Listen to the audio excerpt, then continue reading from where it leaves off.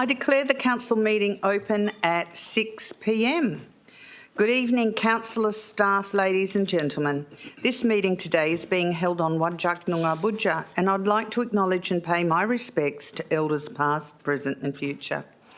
I thank all past and present members of the community that have supported the city to better understand and value Noongar culture within the city of Wanneroo. I invite you to bow your head in prayer. Lord, we thank you for blessing our city, our community and our council. Guide us all in our decision-making to act fairly, without fear or favour, and with compassion, integrity, wisdom and honesty. May we show true leadership, be inclusive of all, and guide all of the city's people and many families to a prosperous future that all may share. We ask this in your name. Amen. Please note that the audio-visual proceedings of tonight's meeting will be live broadcast online with the exception of matters to be discussed behind closed doors. The broadcast of the proceedings of the meeting can be accessed live and on demand through the City of Wanneroo YouTube channel. In accordance with good meeting governance and to minimise disruption, the presiding member advises that 2 adjournments will be scheduled during the meeting, the first at 8 p.m, and should the meeting continue, a second at 10 p.m, there will have to be a procedural motion for this to happen. Item 1 attendances are as per the record. Tonight we have received a request for electronic attendance from Councillor Coetzee. I have approved this request. I will ask my fellow council members to vote on accepting Councillor Coetzee into the meeting electronically. I now ask you to cast your vote for Councillor Coetzee's request. Thank you. Well, first of all, do I have a mover and seconder? Moved Councillor Rowe, seconded Deputy Mayor Miles. Please cast your vote.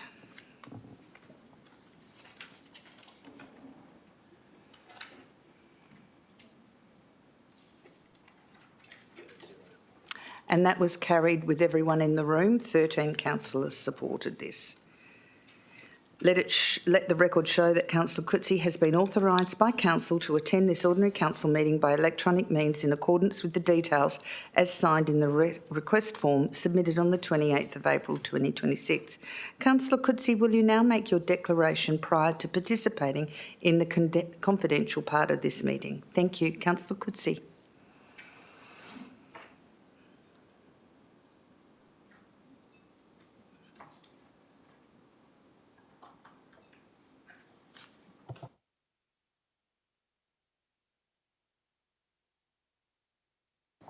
You're on mute at the moment, Councillor Coetzee. Are you able to unmute your screen? Thank you.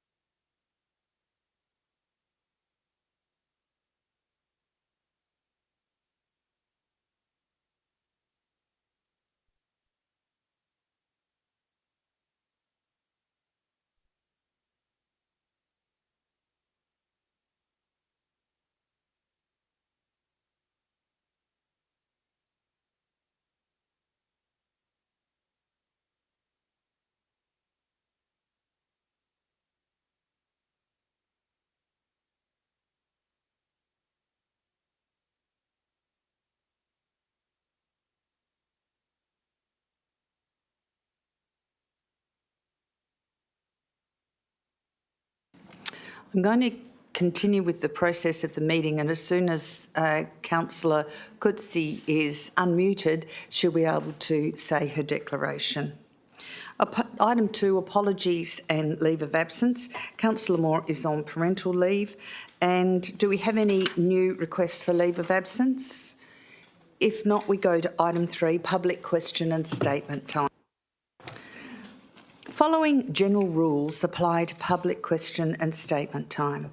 Public questions and statements should only relate to the business of the local government and should not be a personal statement or opinion.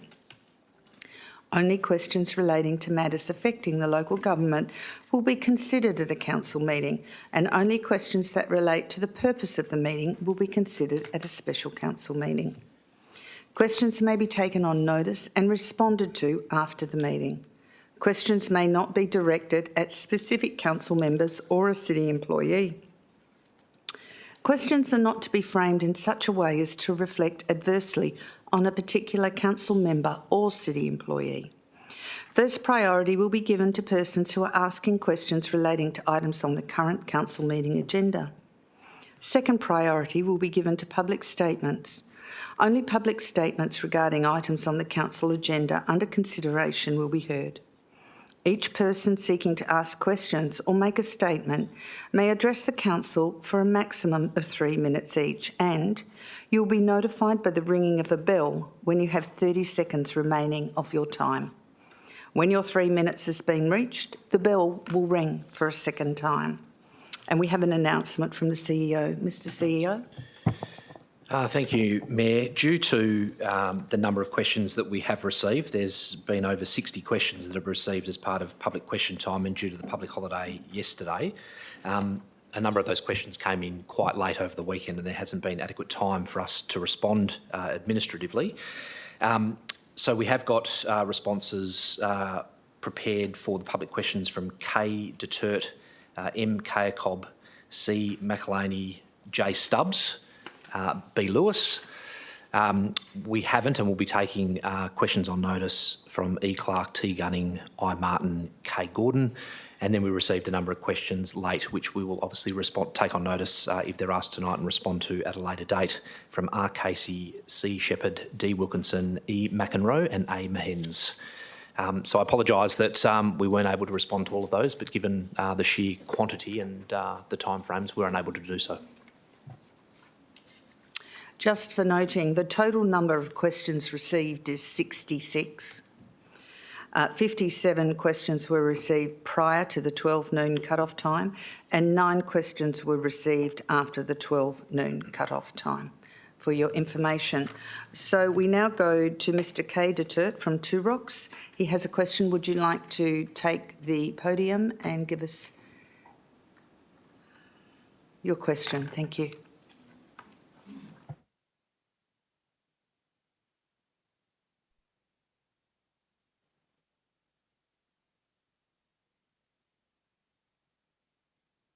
Yes, just push the silver button in front of you and that would turn the microphone on. Should turn the microphone on. There you are. There we go. Thank you. Okay. Yeah, just some questions in regard to building, planning, compliance. Question 2, the City of Wanneroo accepting home building complaints, not just commercial buildings, developments, units. Okay, so it is saying here that the city regularly accepts and investigates inquiries where there is an allegation that the building work does not comply with the development approval and or issued building permit. So is that in regard to home building? Because as far as I'm aware, there's not too many, and I've actually called up a couple of times in regard to lodging a complaint and being told, no, you don't do that at all, and that we must go to the Building Commission, irrespective of how serious the non-compliance is. So are you saying that we can't, that we can, as home owners, that we can lodge a building complaint here rather than a technical complaint, that it is a breach of the building permit and the CDC? Because when those builders then put their BA7 notice of completion form in, they state that it has been completed in accordance with the approved plans and well, mine does, because mine's old, approved plans and specifications. So they're actually committing perjury by signing a declaration to you guys saying it's been completed. So I do know that the BA7 forms have been changed just to say I've completed. So it's a bit of a grey area. So can you just clarify, can homeowners, because you guys are the building permit authority, you guys are the ones who have the jurisdiction over that, that home buyers can come here and lodge a complaint for, not for technical, but for breaches of the building permit and failure to comply with the CDC and the approved plans building specifications. Thank you, Mr Turt. Mr Lee, would you be able to respond to this? Thank you. Yes, thank you, Mayor, through you, and thank you for the question. In short, yes, if a resident or a community member has a concern that a development, including a residential development, is not being built in accordance with either the building permit or the planning approval that it's issued to, they are welcome to write to the city, highlight what the concern is, and it is something that the city will investigate. Okay, I asked Thank that you, because it was Mr. only a Turt. couple of months ago that Do you have another question? Yes, I do. Yes, you can't speak directly to the director. You need to speak through the chair. So if you could ask your next question, that'd be great. Thank you. Okay.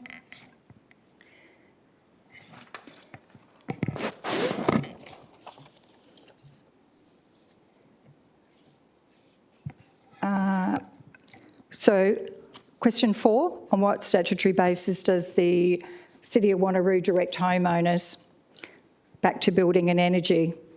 So it's saying they're only made when the issue is outside the city's powers, such as a builder's conduct, all of that sort of stuff.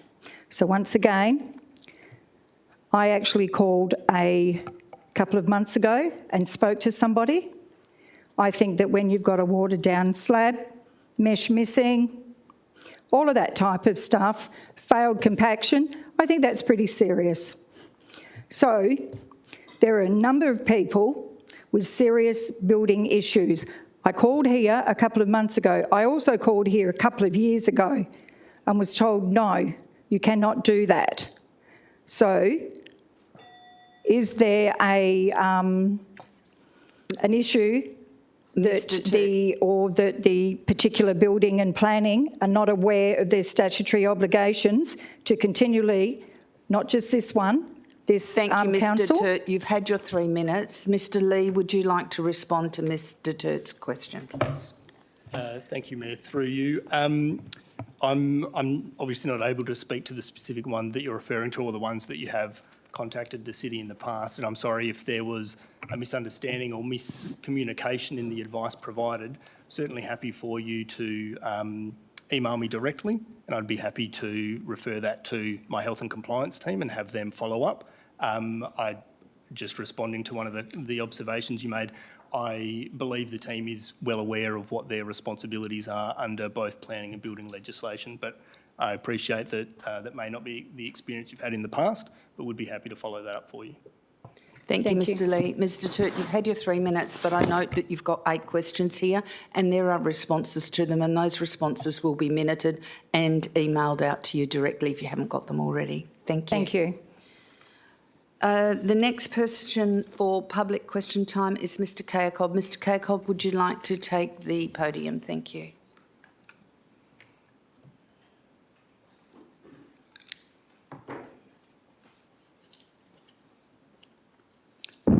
Good evening, Madam Mayor, councillors and staff, Mr CEO and staff. My question is, without referring to DEWA or the Department of Planning, Land and Heritage and requiring a complete, concise and exacting answer and not a response, why have the Director of Assets and Director of Strategic Projects commenced preparations for the NRRP Stage 2 by issuing the NRRP update letter, your reference 25/472368, that was mailed out on the 4th of February 2026, containing planning terminology used for future justification for reducing protective buffers, which prepares the planning pathway for a site-specific assessment for the waste-to-energy incinerator and generator that will effectively reduce the required protective separation buffers and adversely affect the community's health and environment. Thank you, Madam Mayor. I'll take it on notice. Thank you. Mr Galt, would you like to respond to that question? Thank you. Thank you, through the chair. I think we will take that on notice to give a comprehensive response to that one. Thank you. Councillor Smith, we've got a question from Ms Mullaney from Mindari about the Mindari question. Would you like to leave the room for that? Thank you. So would Mr or Mrs McAlaney like to come and take the podium for their question about from Mindari about PQ 040426? Are they in the room? So we'll take that question on notice, and we'll get Councillor Smith back in the room.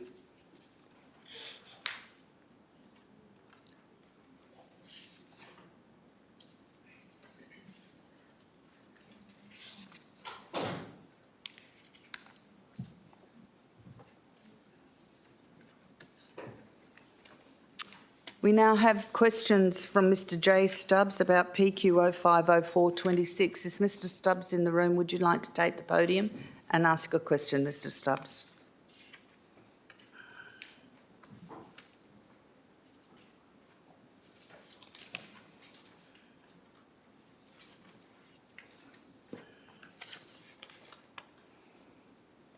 Thank you very much indeed for the opportunity to address Council. I'm speaking on behalf of the East Wanneroo Residents Association and our community supporters. We're seeking a reconsideration of the alignment of the Clean Energy Link project between Wangara Substation and the Nirabup Terminal. At the outset, I wish to acknowledge Council's ongoing engagement in this issue and its previously expressed support for an eastern alignment that would reduce impacts on existing and future communities. Our concerns relate to three broad areas: the adequacy or inadequacy of community consultation, the environmental and safety implications of the current route, and whether alternative alignments have been fully explored. In practical terms, these concerns include increased road safety risks, potential health considerations associated with long-term electromagnetic field exposure, bushfire risk, and the challenges this may pose for emergency response, the clearing of at least 42 hectares of native bushland, including federally protected areas, impacts on threatened species, including Carnaby cockatoos, and adverse effects on property, amenity, and future land use. I will touch briefly on just two of these. First, road safety. Established road principles emphasise the importance of a forgiving roadside, minimising fixed hazards close to traffic lanes. 20-metre power poles on concrete plinths are objects which will increase both the likelihood and severity of road accidents. On roads such as Sydney and Joyce, where verges are relatively narrow, the placement of transmission infrastructure will reduce recovery space for vehicles and affect sightlines near bends and access points. This has the potential to increase risk for drivers, as well as for pedestrians, where there are no footpaths and the separation from traffic is limited. Second, impacts on Carnaby cockatoos. These Carnaby cockatoos are an endangered species that rely on the Nangara and Dundebar woodlands for roosting and foraging. They are known to follow consistent flight paths between key habitat areas. The proposed clearing of native bushland and mature pines would reduce available food sources, and in addition, the placement of transition infrastructure near known or likely roosting sites may introduce a collision risk where these established flight paths intersect with overhead lines. Accordingly, we respectfully ask Council to continue its leadership on this issue and, where possible, to strengthen its advocacy on behalf of and in partnership with the community. Thank you, Mr Stubbs. You've had your 3 minutes, and I just want to advise I have a proposed motion on notice to continue to advocate for the HV power line to be moved east or undergrounded. So as a council, I think we'll see if council comes on board again with that, and we will continue to advocate. Thank you, Mr Stubbs. Thank you very much indeed.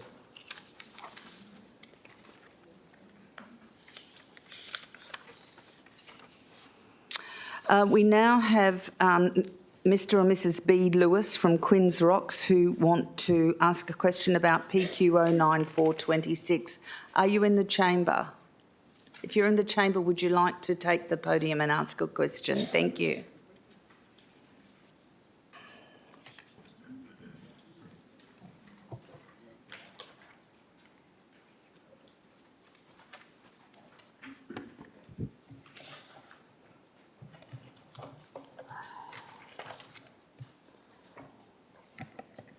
Sorry, I've got a couple of questions. I'll go with the first.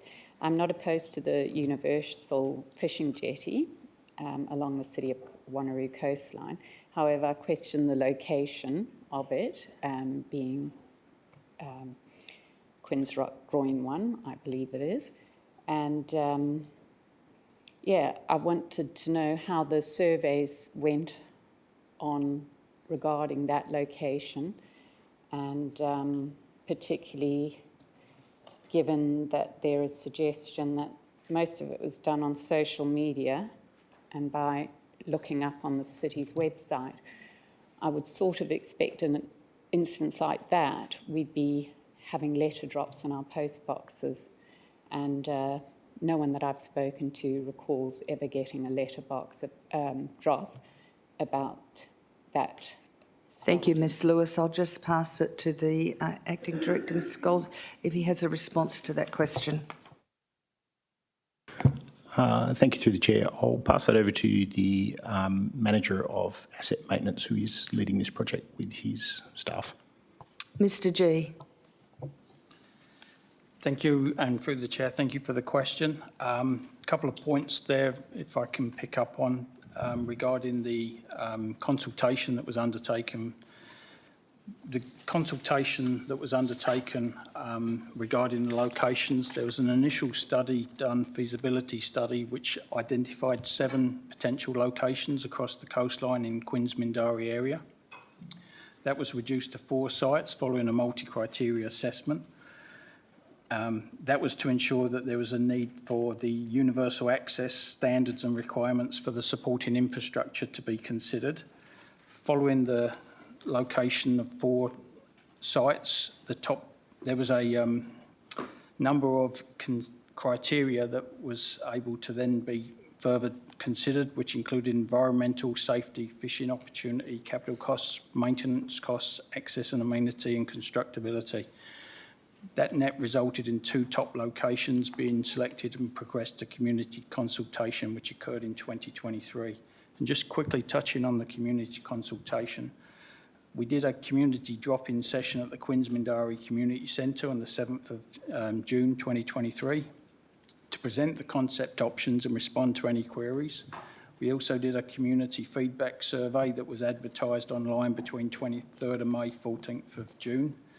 That was also provided in hard copy form to attendees of the drop-in session. The community feedback survey and drop-in session was also advertised on social media, the city's website, including a project-specific page, the city's Your Say consultation page, via a mail out to both locations, which included mail drops to approximately 400-metre sections of residents adjacent to those sites. Signage installed between the 24th of May and 14th of June 2023 at the concept option locations. And that's probably all I need to say at the moment. Thank you. Thank you, Mr G. Do you have another question, Ms Lewis? I have a couple, but I'd like some clarity, please. Did I just hear that there were letter drops within a 400 square metre radius from the chosen sites? Mr G. Yes, thank you through the Mayor. That's correct. There's approximately 400 metres on both locations of where the 2 selected sites were identified. Thank you. Ms Lewis, do you have another question? Yes, further to that, can I ask why it was not done to the greater community in Quinns, because that beach is not used only by people within a 400 square metre radius of the beach? Mr G. Yes, thank you. As part of the community consultation, as I stipulated in my earlier response, the community consultation was open to all members of the public and included those key components that I mentioned. We did have survey results from over 20 different suburbs from analysis of the information that was provided in the community consultation results, the hard data that we received. At the time, the indication was that the consultation demonstrated strong support for the project. 97% of respondents supported that development of the universal access fishing platform. Thank you, Mr G. Ms Lewis, do you have another question? I do have more, but I'll go back to that. Is it fair to expect people to be referring to the City of Wanneroo website to keep abreast of what's going on and to check on social media, because there would be a lot of people without internet access? And given that you drop off letters about parks that are being renovated and restored to the community on the whole, why is it not important to get full community engagement on a matter like this? Mr G.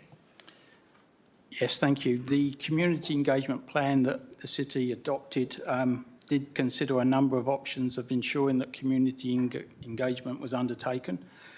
That included the signs that was installed at both locations. They was up for a period of time of 23rd of May to the 14th of June. There was also the drop-in session that was provided that was able to provide the community with the reports and the concept details. A hard copy survey was also provided at that location to try and capture as many community members as possible. Thank you, Mr G. Do you have another question, Ms Lewis? I do. I have a few, but I will just limit myself so other people can get a chance.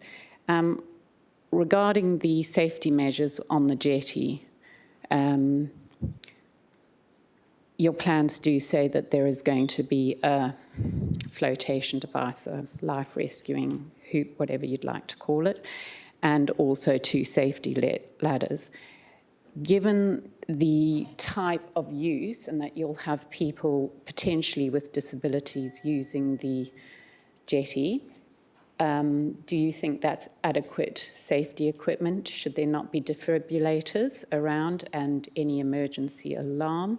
And also on the matter of the shark, the BEN signs, do you not think we should have one on the jetty to save someone the mad dash up the hill to phone for help when they have to say what jetty it is?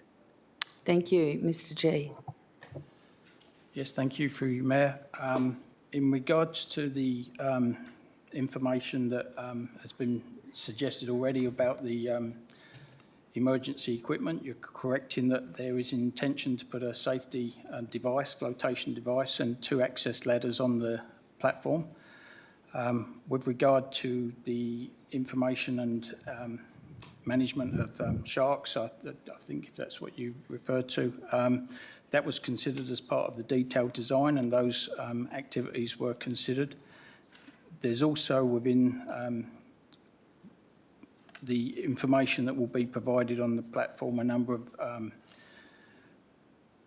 signs that will also encourage and instruct people as to what they should do in emergencies. There is a bend sign that exists on the approach to the area already, and although shark monitoring management is not specifically undertaken by the city, it is responsibility of state government. We continue to liaise with the state government on those monitoring results, and we'll do once the platform is operational.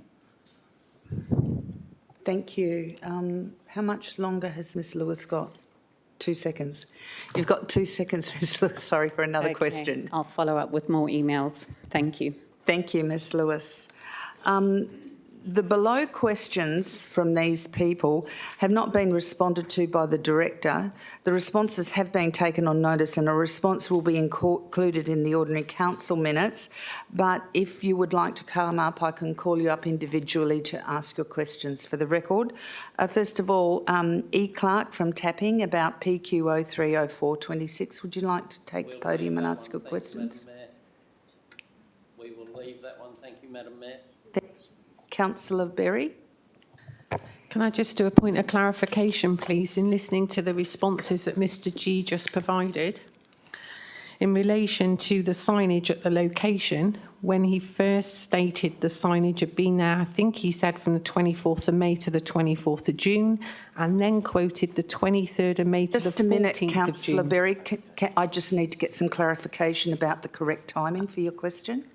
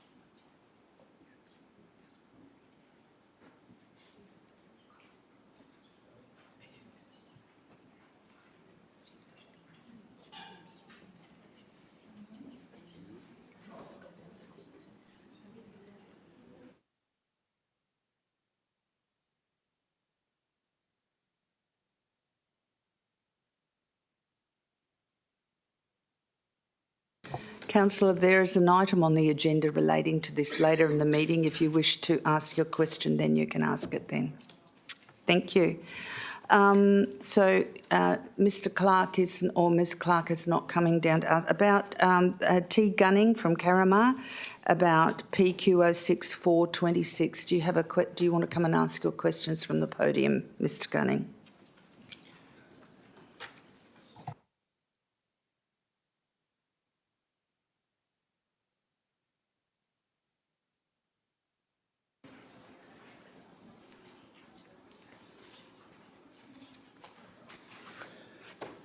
Thank you for the opportunity to ask these questions.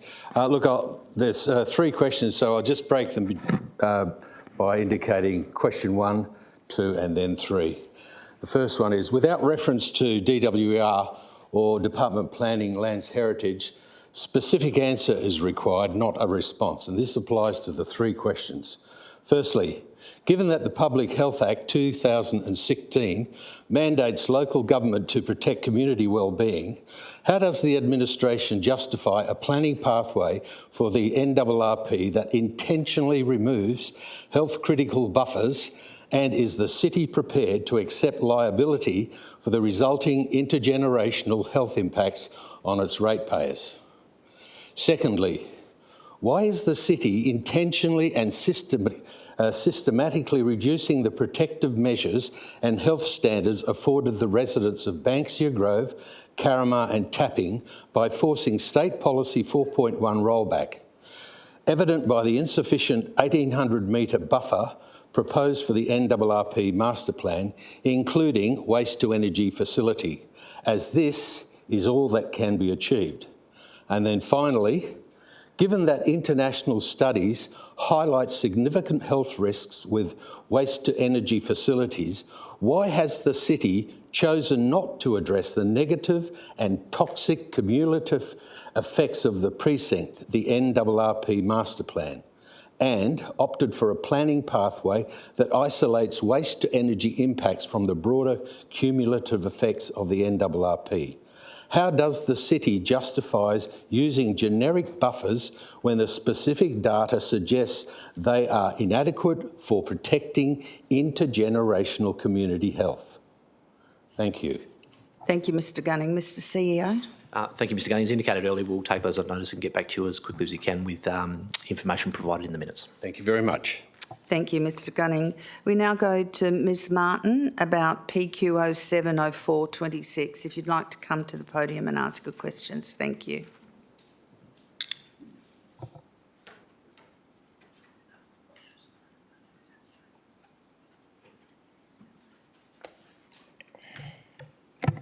Hope I don't break it.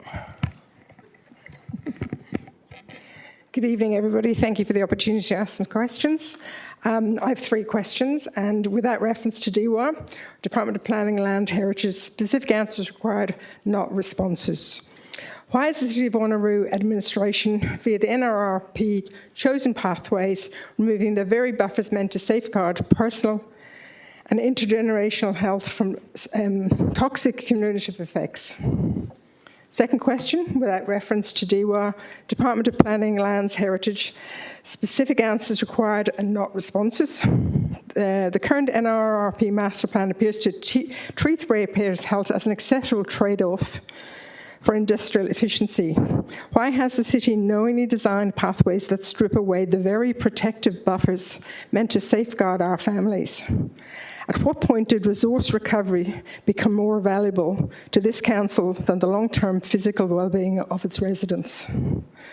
Question 3, without reference to DWA, Department of Planning and Heritage, specific answers required, not responses. Question 3, by purposely removing established health buffers of Planning Policy 4.1 in the NRRP planning process, by proposing a 1,800 metre buffer to the incinerator/generator, is the City of Wanneroo's administration admitting that it is prioritising industrial development over intergenerational health and well-being of our community?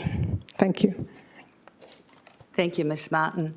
I'd like to call Kay Gordon if they would like to come and read their questions out on PQ 080426. Thank you.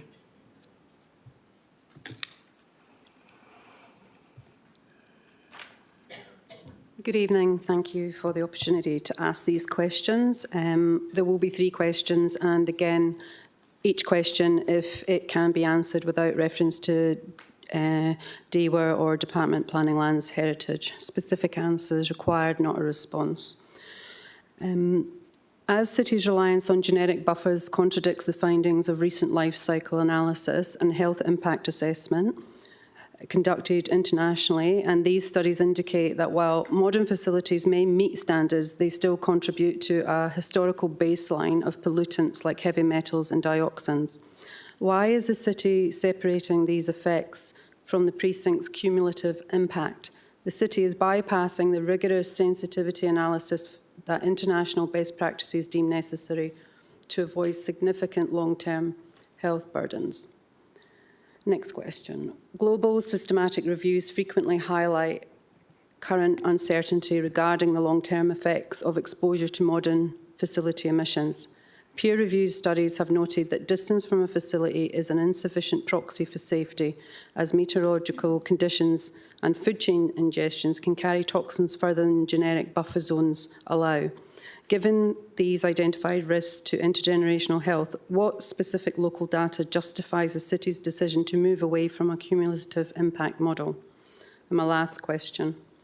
As the city officers dealing with the NRRP refused a presentation to Council from Zero Waste Australia, dealing with the adverse issues stemming from worldwide waste incinerators, and the report to Council contains only one view, that of approval, how does the city justify it has adequately assessed and addressed in a balanced manner health issues such as adverse reproductive outcomes, systematic review, peer-reviewed literature, incremental lifetime cancer risk, exposure, misclassification, and negative cumulative effects? Thank you. Thank you, Ms Gordon. All those questions will be taken on notice and the responses will be in the council minutes and they will be emailed to you directly. The below questions were received after 12 noon Monday cut-off, and these questions have not been circulated for a response due to the time they were received. They will be circulated Wednesday morning and a response included in the ordinary council meeting minutes. But I'll just give you an opportunity to ask your questions if you choose. Have I got Ms Casey here about PQ 100426? Would you like to come and ask your questions, Ms Casey?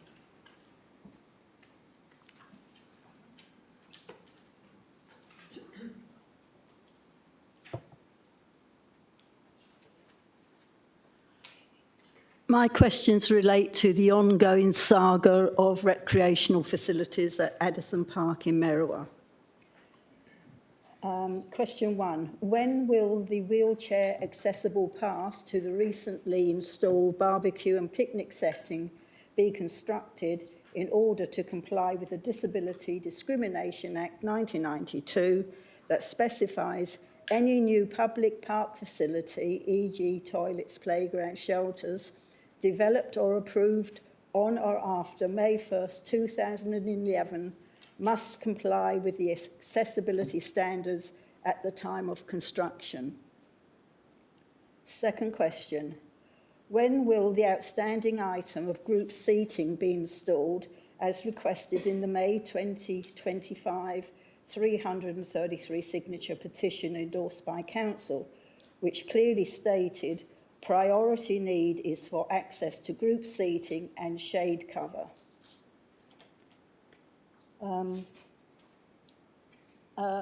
Please note that the picnic setting was a separate item and therefore does not meet the requirement of group seating for elderly residents and people with limited mobility. Question 3. Why is no drinking fountain installed in reasonable proximity of the barbecue area to allow rinsing of food items and cleaning of the barbecue as provided in other parks? Question 4. When will administration present to Council A, the consultant's 26 May 2022 draft master plan and final report that cost ratepayers $18,650, B, the reasons for withholding it for 4 years, and C, its decision that it should now be discontinued? And final question, confirm that the city has $850,000 held in reserve for improvements to the park that could be released into the budget once clear community need has been identified and endorsed by Council. For example, public toilets and a universally accessible pathway. If I may, I would like to say one bit of good news, and that is that the barbecue area, picnic shelter, and the exercise equipment have been very, very well received, and it's attracted a lot more people to the park and staying for longer periods of time. Thank you, Ms Casey. Thank you for your questions as well. I've got, C. Shepherd from Mindari about PQ 110426. If you'd like to come down and ask your questions, and your responses will be emailed to you and written in the ordinary council minutes. Thank you.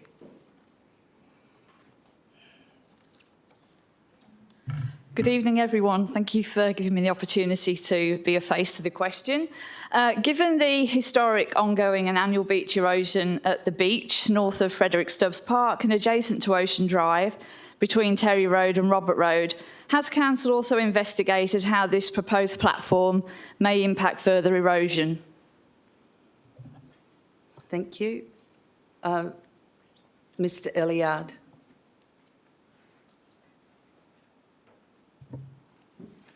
Thank you for the question. Through the chair.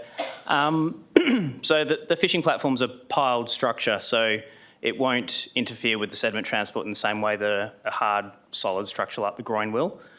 So it's not expected to have any significant impact on sediment transport as it builds up against the groin or moves around the groin, which is in line with, I guess, the adopted long-term coastal management approach for Queen's Beach. Thank you. Thank you. D. Wilkinson from Quinns Wax has a question about PQ 120426. Would you like to come and ask your question? Thank you, Ms Wilkinson.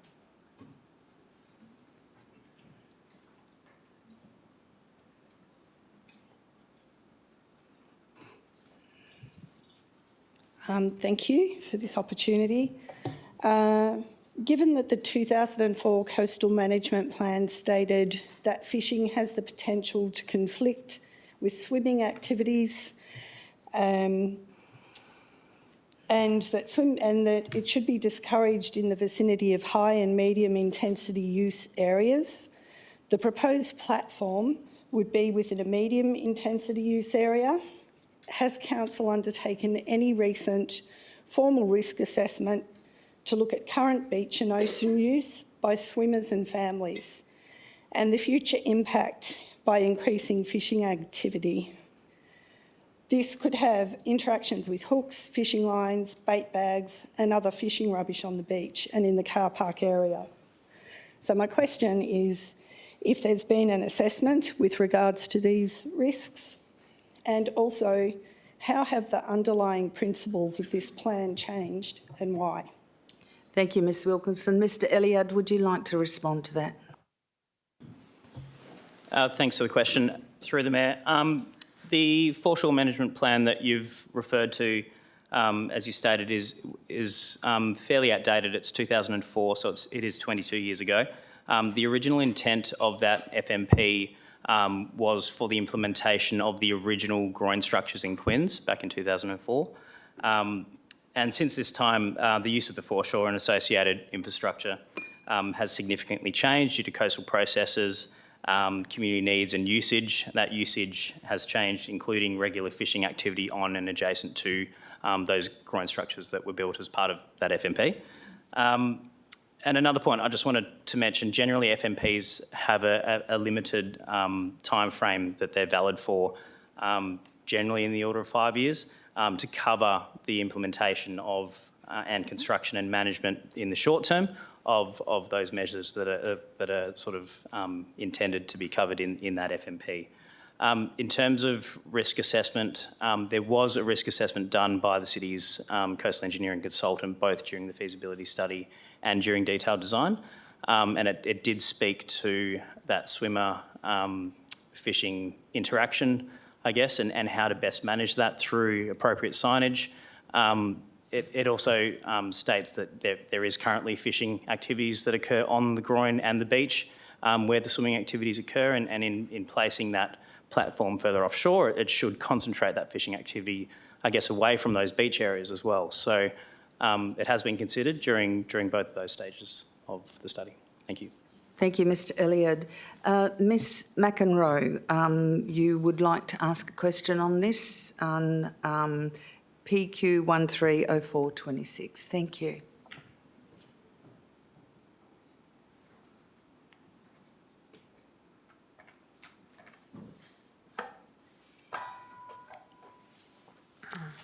Good evening. Thanks for the opportunity to speak. My question is directed at the fishing platform also. And I just want to state that I'm not opposed to it, but I'm just wondering if it's actually being put in the right place. So my question is, also I want to state that I do work as a support worker with disability and in aged care. So this is kind of related to people that I work with, and these people are also local residents as well. So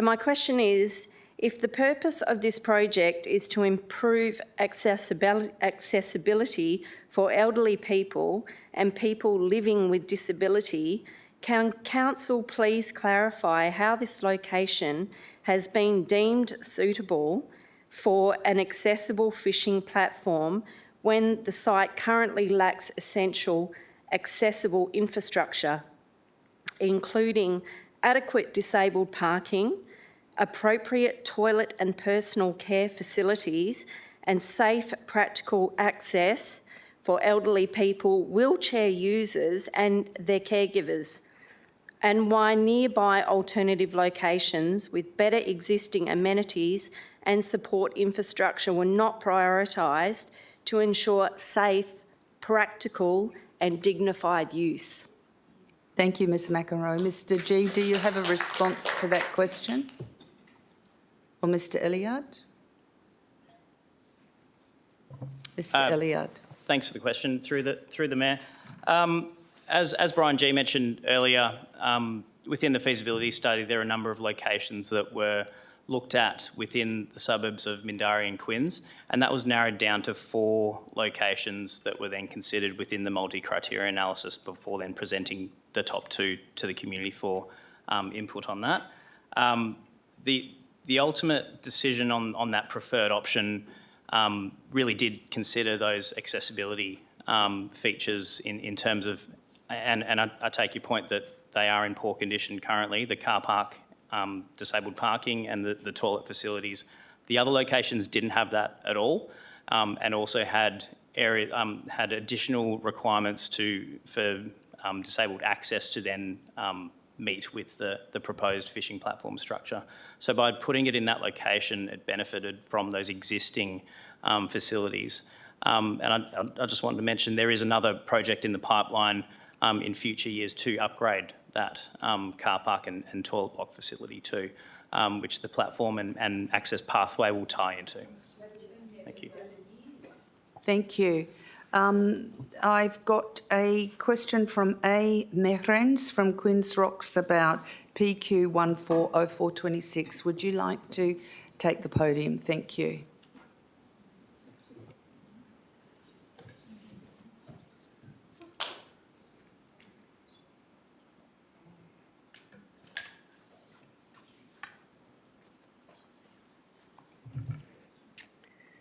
Thank you very much for allowing me the opportunity to present. And I appreciate that my question is in relation to engagement, but I just want to frame it a little bit differently. So can the council clarify the process and the standards applied to community consultation for this project? Specifically how the engagement parameters were designed, such as the number and diversity of participants and the forums or user groups consulted. It would also be helpful to understand what criteria was used to assess whether the consultation was sufficiently robust, representative and inclusive of all affected user groups. From what you will likely have received in terms of emails and correspondence, and again here today, it is that many regular users of the swimming cove, including swimming groups, residents and families with young children, feel that they haven't been meaningfully engaged, which indicates a gap in the consultation process. To be clear, we are not opposed to the recreational fishing platform itself, rather that we are seeking for a pause to allow more thorough engagement with those who use this section of the coastline for swimming throughout the year, including the winter months. From our observations and experience, coastal fishing activities in this area and casual recreational beach use is more seasonal, occurring predominantly in the warmer months, which further highlights the importance of ensuring year-round user groups are adequately represented in the consultation process. Thank you, Ms Mehrens. Mr G, would you like to respond to that question? Thank you. Yes, thank you, through the Mayor. Thank you for the question. I guess in regards to the community engagement, the city, after it was instructed by council to carry out a feasibility study for the original motion on notice that was put forward, formed an internal and external working group to ensure that we could build or consider building a fishing platform that met those requirements of multiple use.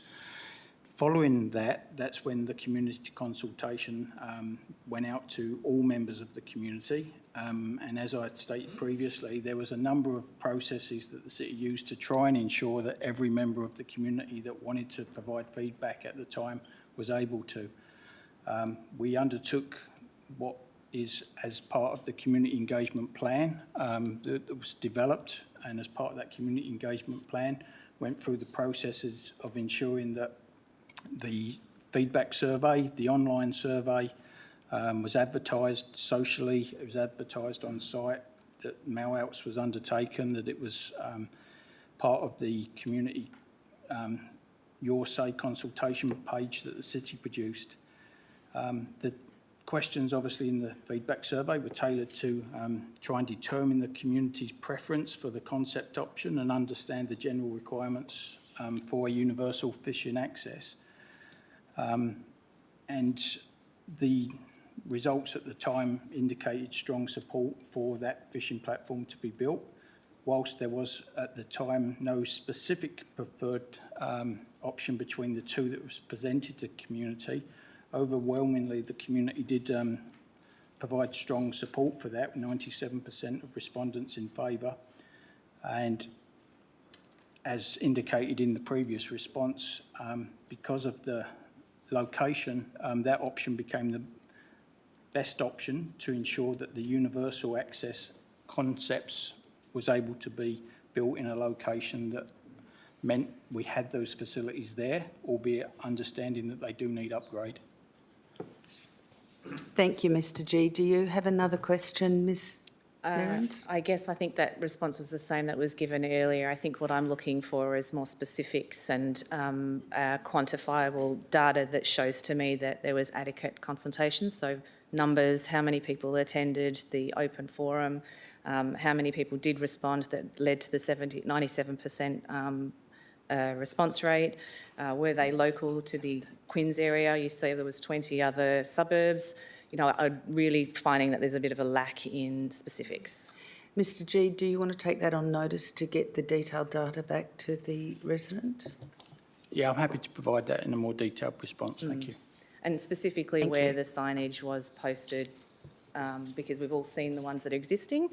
If they were in the same place, then we would have seen them before as well. So just curious as to where they actually were. Okay. Yeah, but I'm happy to leave Thank that. you. Yeah. Thank you so much.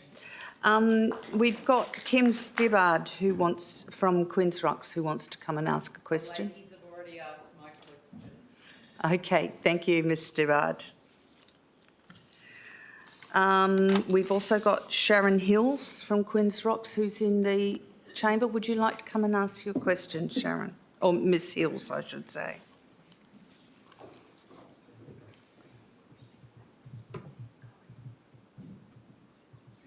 Yes. Okay, thank you. It's more probably to summarise a few of the points that have been raised already this evening in relation to the fishing platform.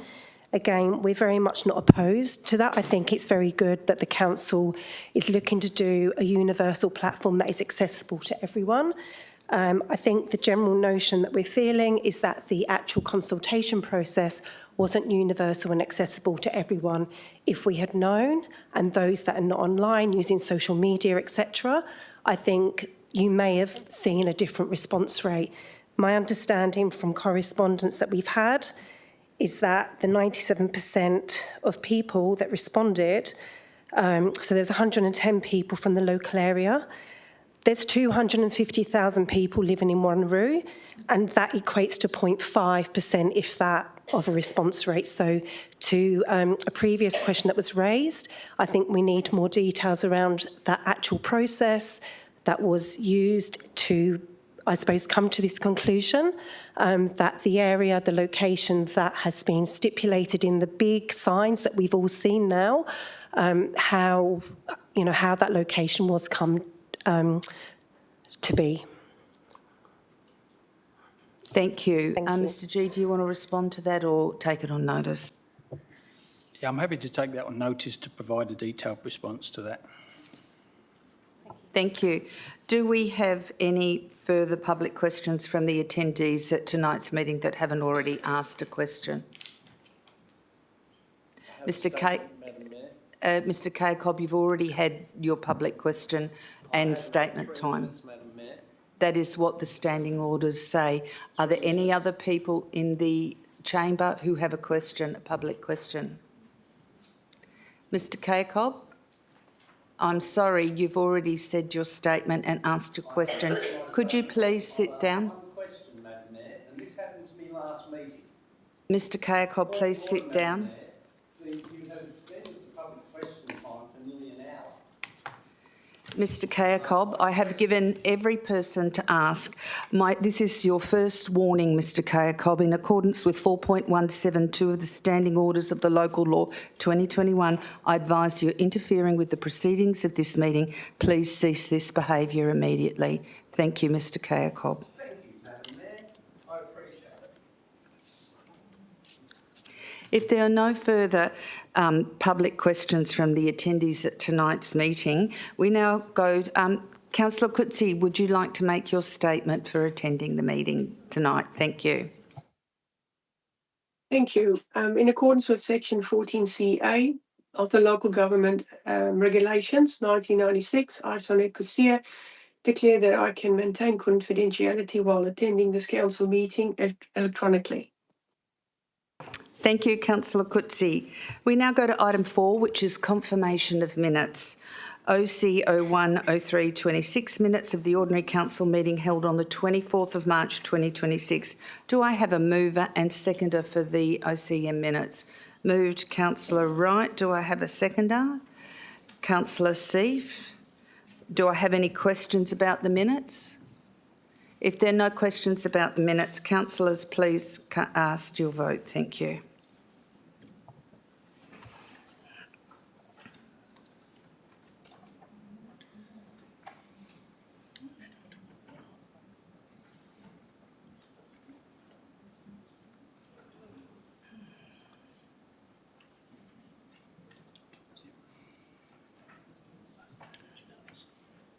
So that is, we have 12 councillors in the meeting and the vote, oh no, we have 13 now. So it's 13 councillors have supported this. So we now go to item 5, announcements by the Mayor without discussion, which there is none. Item 6, questions from council members. Councillors, do I have any questions about Councillor Wright? Thank you, Mayor. I have 3 councillor questions this meeting that I wish to ask. And I'm just continuing on my questions that I asked at the agenda briefing session, which were taken on notice. And I won't repeat that question because that's been answered in the agenda tonight. My second question is in regards, according to the Department of Local Government Operational Guidelines, elected members' relationship with developers, and I quote, elected members should refuse an invitation they receive from developers to attend meetings between professional staff and the developer. Although the developer may suggest that it is an opportunity for them to see what the issues are, and they may say little or nothing, the mere presence of an elected member puts implied pressure on staff and otherwise inhibits a free and frank discussion with the developer. The presence of elected members at such meetings may raise expectations on the part of the developer for approval and result in unnecessary later conflicts. Does administration agree with that statement from the guidelines? Mr CEO. Thank you for the question, Councillor Wright, and I think it's very important to make a clear distinction and delineation between the 2 types of meetings that potentially occur with developers. You have your general advocacy relationship building meetings with developers, and then you have quite detailed specific meetings with developers. And I'm more than happy to provide details, not necessarily in a public forum, but with the distinction between the 2. So I agree with you in that if we are having an operational meeting with a developer, that we wouldn't have an elected member in attendance. And I can think of a meeting last week that we had with a developer that was quite a detailed meeting associated with a structure planning process and resources and those sorts of things. So we would attend that meeting. Myself and the director would meet with the developer. But if it's a more general meeting around advocacy or relationship building, such as to acknowledge the opening of a new facility, then I think those guidelines that you're referring to, and I don't have them open in front of me, do make reference to having to have ongoing relationships with all stakeholders. But it does provide some pretty clear guidance when you start getting involved in the operations, and we certainly wouldn't encourage elected members to attend those types of meetings. Thank you. Do you have another question, Councillor Wright? Thank you, Mayor. My second question is, can I ask, is the City aware of any private meetings between developers and elected members, or meetings where elected members were present with staff members? If so, how many meetings occurred from the 1st of January 2025 to present? Mr CEO. Thank you for the question, Councillor. I'm not going to try and answer that one on the spot. If you could please email me those details, I'll do my best to answer those questions. Can I just confirm you're talking about all councillors and staff? I'd have to work out how we're going to get that information from all councillors. But look, flick them through and we'll do our best. If I may clarify just on that remark, any meetings that administration is aware of, not going around hunting for information, is administration currently aware of, if that may help? Flick that through and we'll have to do a bit of a search to work out. Thank you. Thanks, Mayor. Any other questions? I've got one more. Oh. Yes. If that's right. Thank you, Mayor. Can the City confirm the below meetings took place with either an elected member present and also with the CEO or any other staff? 11th of December 2023, E-Corp, meeting regarding developments in Catalina and Darch.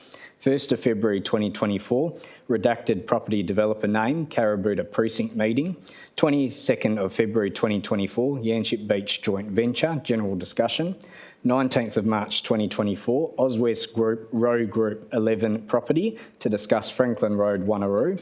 26th of April 2024, Estates Development Company, site tour and catch up at Jindy Sales Office.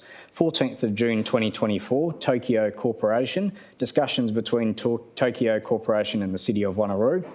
21st of June 2024, Hawaiian, to provide an update to blank on Hawaiian's plans for the new park shopping centre in Girraween. 19th of August 2024, Hawaiian again, in your neighbourhood event to hear about Hawaiian's initiatives and how to collaborate on a shared vision. 10th of September 2024, Yanchep Beach Joint Venture, discussion regarding the Yanchep Town Centre. 12th of December 2024 with FRP Capital, general meeting. 17th of February 2025 with ECU, Urbis and PTG Consulting to discuss details of an access crossover from Yanchep Beach Road into ECU's Medical Health Centre. 17th of April 2025 with Stockland WA Development, general meeting with Stockland. 17th of April 2025 with Hawaiian, general meeting between Hawaiian and the City of Wanneroo. 24th of April 2025, redacted property developer name, tour of the North Ward suburbs. 30th of May 2025, Tokyo Corporation, a follow-up discussion regarding a visit to Tokyo Corporation's office in Japan. 24th of July 2025, Development WA Water Corporation, stakeholder meeting discussing the Alkimos Coastal Village Foreshore Management Plan funding and temporary facilities for the Alkimos Surf Life Saving Club. 28th of July 2025, Yanchep Beach Joint Venture and Ramsay Healthcare, discussion regarding Yanchep Hospital. 12th of September 2025, Stockland, meeting to discuss short-term solutions for the Alkimos Surf Life Saving Club. And the last meeting, 9th of October 2025, redacted property developer name, Meet the Something, catch up. So can I just confirm, and I'm happy for administration to take on notice, can the City confirm any of those below meetings took place? Thank you. Thank you, Councillor Wright. Mr CEO. I'm just going to say we'll take those on notice. Councillor, if you could please email those through, we'll do our best. I'm not going to try and answer that one tonight. Thank you, Councillor Wright. Any other questions, Councillor? Councillor Figg. Thank you, Mayor. I've just got 5 questions. Who is responsible for the delivery of public open space at 101 Azura Loop in Two Rocks, adjacent to the King Neptune statue? Mr Lay. Thank you, Mayor. Through you. The Royal Australian Air Force Association, or RAFA, is responsible for the development of Azure Park as per a replacement deed of agreement between the RAFA and the City, whereby about $4,000 in a bond was secured, as well as a caveat placed on RAFA's land holding. Thank you. Do you have another question, Councillor Figg? Yes, thank you, Mayor. Is administration liaising with RAFA on the design of the public open space? And if so, can administration provide an update as to the progress of that design? Thank you. Mr Lee. Thank you, Mayor. Through you. Yes, admin is currently liaising with RAFA and their consultant landscape architect on the detailed design for Azure Park. By way of a very quick background, in June 2025, the landscape consultant submitted a concept design. Later in June, we agreed in principle to the concept design with a further detailed review to come at a more detailed design stage. In December 2025, we contacted the landscape architect for a progress update, having not received any further updates since June. Again in December, the landscape architect provided an update that the project was issued for tender. However, they were considering the prices received relative to the budget that they had set. And then the latest update and engagement we had was in March this year, where the landscape consultant reached out to the City requesting to provide us with a presentation of the latest concept plan and whether the city might be able to assist in finding further savings in order for the project to meet budget. Thank you, Mayor. Thank you, Mr Lee. Do you have any other questions? Councillor Figg. Thank you, Mayor. Can administration advise of what sort of basic amenities the public can expect at the open space when it is completed, and whether King Neptune, the access to King Neptune statue will be improved as part of the open space construction? Mr Lee. Thank you. Through you, Mayor. Perhaps answering the last component first. Access to the King Neptune statue will be improved through new pathways and connections being provided. There'll be restoration works to the existing access path, ramp and walls, and we're hoping to see a greater significance placed on the access to the public open space area as a main entry point, linking that in with the adjacent shops as well. Further to access improvements, the park will meet requirements for a neighbourhood level park as per our local planning policy. We'd be expecting to see benching and seats provided, security lighting, park signage and artwork, some nature play, a picnic shelter and pathways, as I mentioned, and then also some wayfinding and interpretation signage. Thank you, Mayor. Thank you, Mr Lee. Another question? Councillor Figg. Thank you, Mayor. Final question. Is administration able to advise council as to any factors which may have contributed to the delay in the delivery of the public open space at this site, given how ongoing it has been? Mr Lee. Thank you, Mayor. Through you. There has been some technical and legal matters that we understand that occurred in the first few years of when RAFA took ownership of the site after purchasing it from the Finney Group, I believe. These matters related primarily to drainage and flood storage requirements. There was then the listing of the King Neptune statue and its surrounds in January 2023, which led to further delays as RAFA needed to respond and revisit their design approach to incorporate the new heritage requirements that came with King Neptune statue's recognition. Thank you. Thank you, Mr Lee. Is that all your questions, Councillor Wright? Any other questions, councillors? Councillor Berry. Thank you, Madam Mayor. All my questions tonight have been sent to various city staff in advance, and I'd like all questions and responses be accurately recorded in the minutes of the meeting tonight, please. At the OCM on the 24th of March, when debating the Midari Marina Boardwalk, it was moved that this council requests admin to investigate and implement further suitable measures to assist in reducing or addressing ongoing antisocial behaviour, and that it would be consideration under the city's capital works. For the benefit of the residents, could admin please explain what those additional measures are likely to be and how long they will take? Thank you.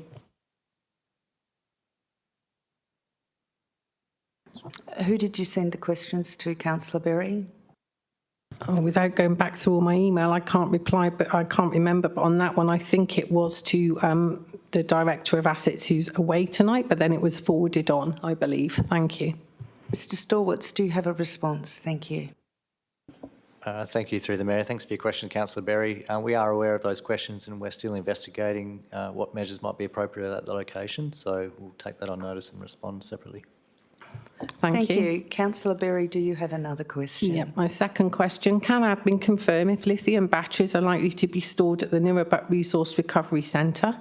And if the answer is yes, and following the Maddington fire that has seen hazmat warnings issued due to the toxic plumes of smoke, what safety precautions are going to be implemented? How will the batteries be stored and what volumes we can expect? Thank you. Thank you, Councillor Berry. Mr Galt, would you like to respond to Councillor Berry's question? Thank you, through the Chair. Thank you for the question, Councillor Berry. The proposed transfer station and community drop-off centre proposed for Nirrumbuk is really just a holding point for lithium-ion batteries or battery disposal. Generally, they're held in a fireproof case that is then picked up and taken away by the contractor to be repurposed. The Maddington fire that you make reference to is actually a facility for reusing batteries and disassembling batteries on bulk. So there has been some news about that recently. It's a completely different function. Number of batteries would range, I guess, dependent on types of batteries, because lithium ion can be quite small. It can be up to car-size battery that you'd have in your regular car.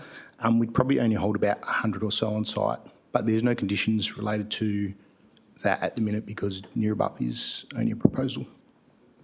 Thank you, Mr Gold. Any other questions? Councillor Berry. Thank you.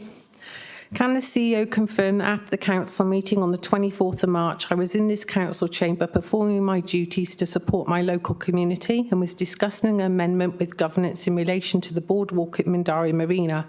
For the avoidance of doubt, this was immediately before an adjournment which occurred at 9:19 following a statement by Mayor Aitken. The statement was, I note that Councillor Rowe has left the room and Councillor Berry's talking about something over the corner there. I might just cease the meeting for about 5 minutes until they return. Mr CEO. Thank you, Mayor. Councillor Berry, did you send these questions in prior to me? These questions were sent to legal. Thank you. Okay. To the best of my knowledge, and obviously recalling back, I do recall at that particular meeting that you did leave your chair and you were talking to the Acting Manager of Governance and Council Services just prior to the adjournment, yes. Councillor Berry, do you have another question? I do, thank you, Mayor. Can the CEO confirm that when I was discussing that amendment in the chamber with governance and when Councillor Rowe had left the chamber for a comfort break, council still had quorum and quorum had not been lost before the adjournment? Thank you. Mr CEO. Thank you, Councillor Berry. At no point during that council meeting that you're referring to did we lose quorum. I know that the Mayor, and the Mayor can talk to this herself, but referring back, was concerned that our numbers were getting low and was concerned about us losing quorum and hence the decision of the Chair and in accordance with the Standing Orders local law to just make sure that we didn't lose quorum during that particular meeting. Thank you. Councillor Berry, do you have another question? I do, thank you, Mayor. If we had quorum, why was an adjournment necessary? Thank you. And why wasn't it followed? Why didn't we follow a procedural motion to adjourn the meeting? Ms Coles. Oh, Mr CEO, sorry, Mr CEO. I'm happy to answer the question more generally, and Ms Coles can either agree with me or tell me that I'm right or wrong. Under the Standing Orders local law, there's essentially two provisions. If the Mayor is concerned about quorum, the Mayor can make the call. We've bounced this around internally and also externally, and if the Mayor's ever concerned about quorum, the best thing to do is to temporarily pause the meeting. I guess when your numbers do get low, all it takes is for one person to stand up and walk out and you've essentially lost quorum. For those meeting breaks more generally that don't relate to quorum, then absolutely a procedural motion would be required. And I think over the last couple of months, there's probably been a couple of times on reflection that maybe we haven't done that, so we really need to tidy that up. And you'll see tonight and in the Mayor's run sheet made it very clear that if we are going to break for a break at, I think, 8 and 10 p.m, that we'll absolutely need a procedural motion to do that. Happy for the General Counsel to... Would you like? No. Okay. I must be doing okay. Any other questions? Councillor Berry. Thank you. When the Mayor made a public apology at the agenda briefing session on the 14th of April, the Mayor stated she made the remark after formally closing the proceedings and emphasised the comment was made whilst the meeting was in recess. Does this mean the Mayor feels it is acceptable to swear about her colleagues away from the public domain? Thank you. Thank you for your question, Councillor Berry. That is a really wonderful question, and I'll take it on notice and respond later. Thank you. Have another question, Councillor Berry. I do, thank you. Would the Mayor agree that as a consequence of her chosen inappropriate language at the OCM on the 24th of March, I was reported in various social media groups, West Australian and Perth Now, as being off chatting and not participating in the meeting, which gave a wrong impression, and there has been no acknowledgement or direct apology from the Mayor to anyone directly named before the adjournment of that meeting? Thank you for your question, Councillor Berry, and I will take that on notice. Thank you. You have another question, Councillor Berry? It's my last question.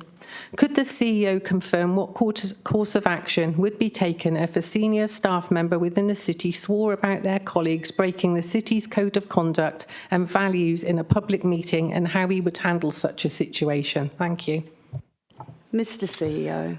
Thank you for the question, Councillor Berry. Certainly not going to speculate on staff matters, which are confidential and not for public discussion and consumption. So I'm certainly not going to speculate on what would happen in the instance of a staff member and the city's code of conduct. Thank you. Are there any other questions from councillors this evening? If there are no other questions from councillors, we now go to item 7, petitions. Councillor Van Nguyen, you have a petition to present to you this evening? I do have a petition, Mayor, to present this petition request for the installation and investigation of a pedestrian crossing on Kingsway Road, Lansdale, outside of Lansdale School of Early Learning and opposite Brockwell Park. The particular location is regularly used by families, young children, educators and community members, crossing between Early Learning Centre, park facilities and nearby bus stops. Currently, there is no designated crossing point, creating safety risks for pedestrians, including children as young as 9 months old, being transported in prams. A formal pedestrian crossing at this location would significantly improve safety and accessibility for children, families and the wider community. There are a total of 89 signatures, 83 from residents within the city of Wanneroo, and 6 signatures are needed to be identified as residents. Thank you, Councillor Nguyen. Are you happy to move that petition? Yes, thank you. Do I have a seconder for that petition, please? Councillor Rowe. Councillors, could you please cast your vote to accept the petition, please?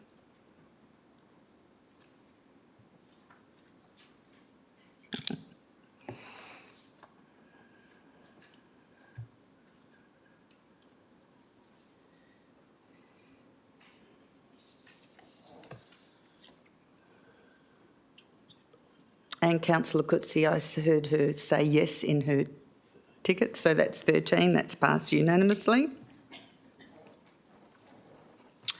Update on petitions. UP 01326, request for delay of the Neerabup Resource Recovery Precinct pending, independent assessments and public release of findings, PT 010326.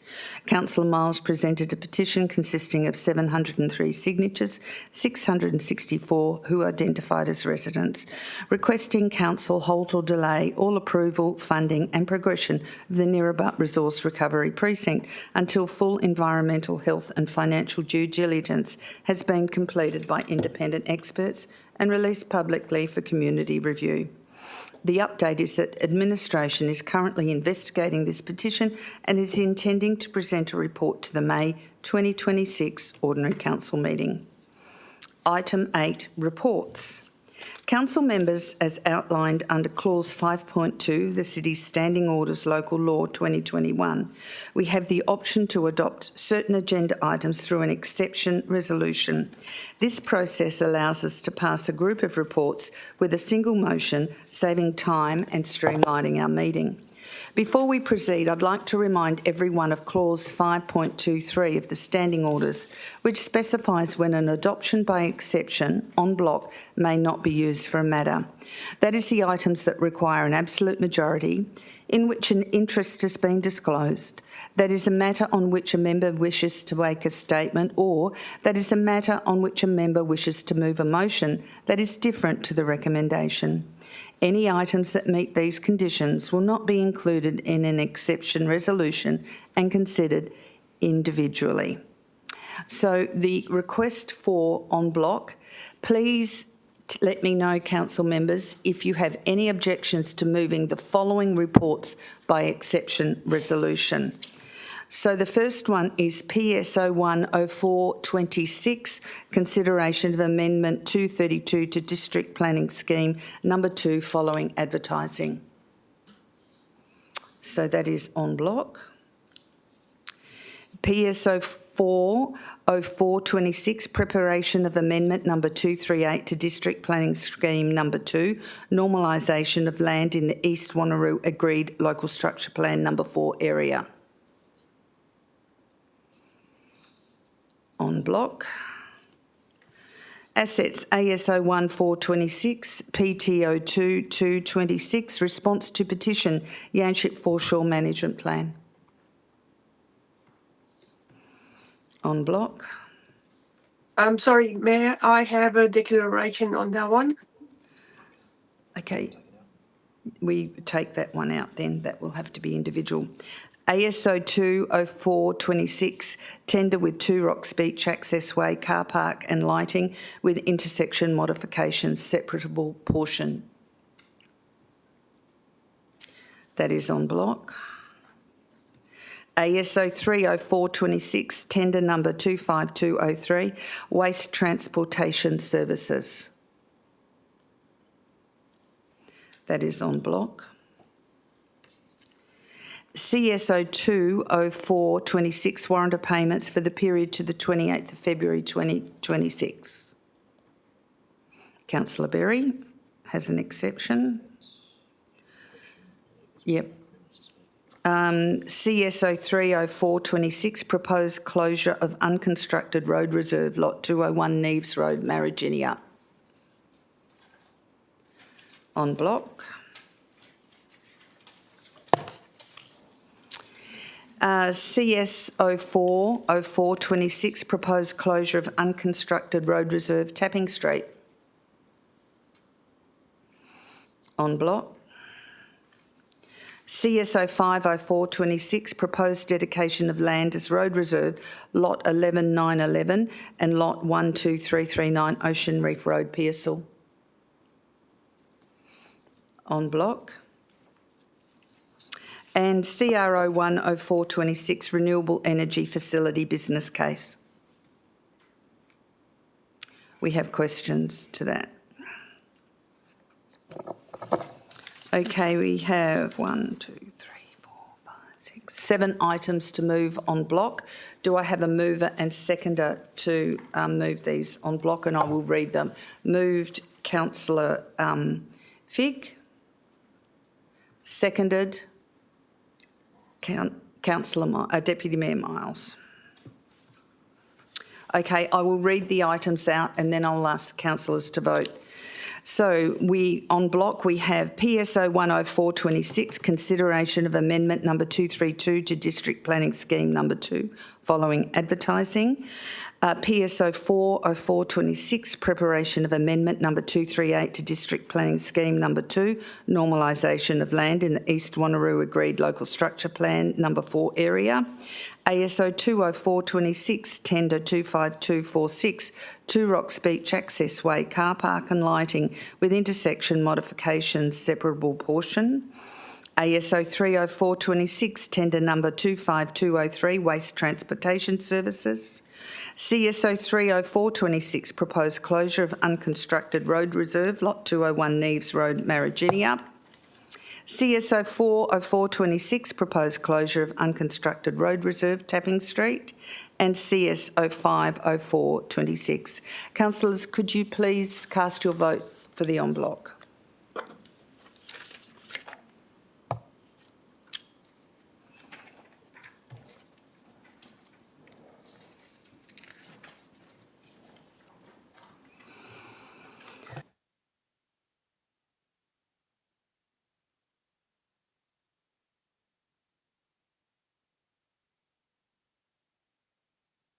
That is carried unanimously with all councillors supporting those items en bloc. Declarations of interest by council members, including the nature and extent of the interest, are to be made at the commencement of the item to which the interest relates. Declarations of interest forms are to be completed and handed to the Chief Executive Officer. Mr Lee has a declaration of interest for PSO 20426, and so does Councillor Smith for PSO 20426. And we will go to that item now. Do I have a mover and seconder for PS 0426. Oh, could you make your declarations first?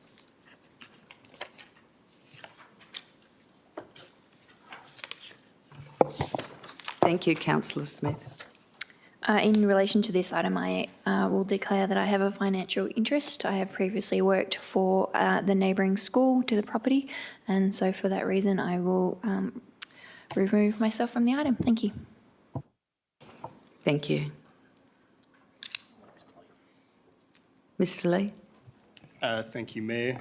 With regard to item PS 0204/26, amendment number 234, proposed rezoning of 50 Salerno Drive, Mindari, I disclose that between 2012 to 2016, I was employed by the consultancy who's prepared the scheme amendment, and that a family member attends a school that is nearby the subject site.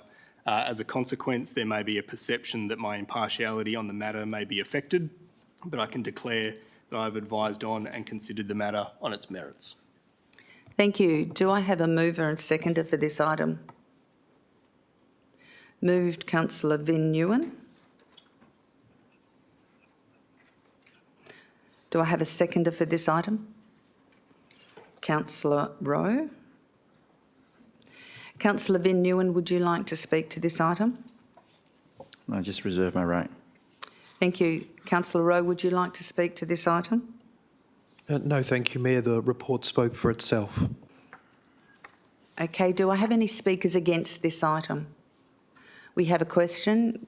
Deputy Mayor Miles. Yeah, thank you, Mayor. My question is, there was some recent correspondence that I received last week where some residents were saying that the City of Wanneroo, through the stamp of the CEO's office and the Mayor's office, would be approving this if we was to move this item tonight.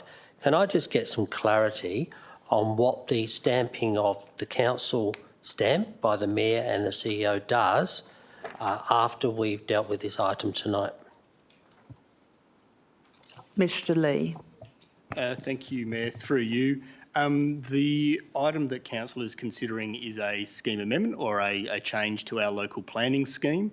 The final decision with local planning schemes rests with the Minister for Planning, so they have the authority as to whether to approve or refuse the amendment. The City is involved as part of the process, but our role is to provide a recommendation essentially to the state government. So the CEO and the Mayor, irrespective of this evening's outcome, whether or not Council choose to support or not support, will be required to essentially execute the amendment if you like, but that's merely acknowledging Council's decision on the papers and then forwarding those papers onto the department. So it wouldn't be a case this evening, if Council elect to support the amendment, that the Mayor and CEO would then be approving it. It's merely just part of the process to pass it along to the state government for them to finalise the decision.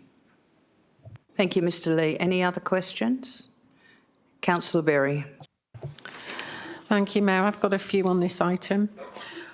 On page 51, it says that the Quinns Road, Tapping Way, Salerno Drive had 7 reported crashes. What time frame were those crashes over, please? Mr Lee. Thank you, Mayor. Through you. I'm sorry I don't have that specific information with me this evening. I would be quite happy to take that on notice and provide that information at a later stage.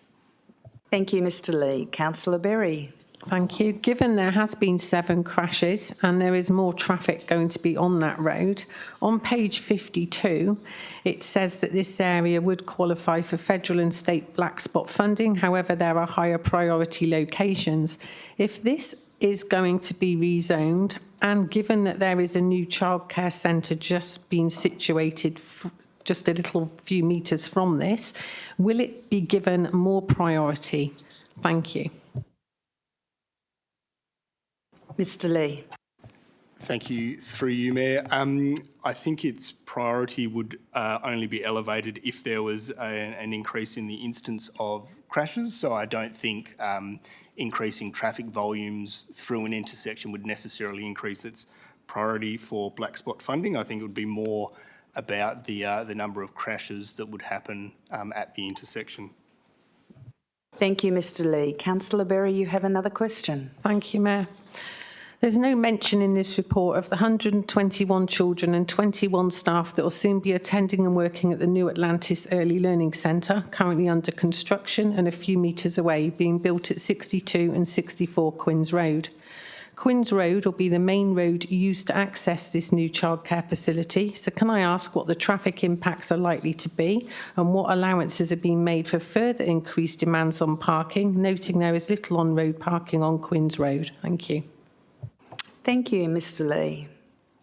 Thank you, Mayor. Through you. I don't have the impact of the childcare centre or the early learning centre and what it will do to the road network in front of me this evening. What I can say in relation to the amendment that Council are considering tonight is the traffic impact assessment that was undertaken for the amendment demonstrated that Quinns Road particularly would have sufficient capacity to accommodate the anticipated development outcome for the rezoning.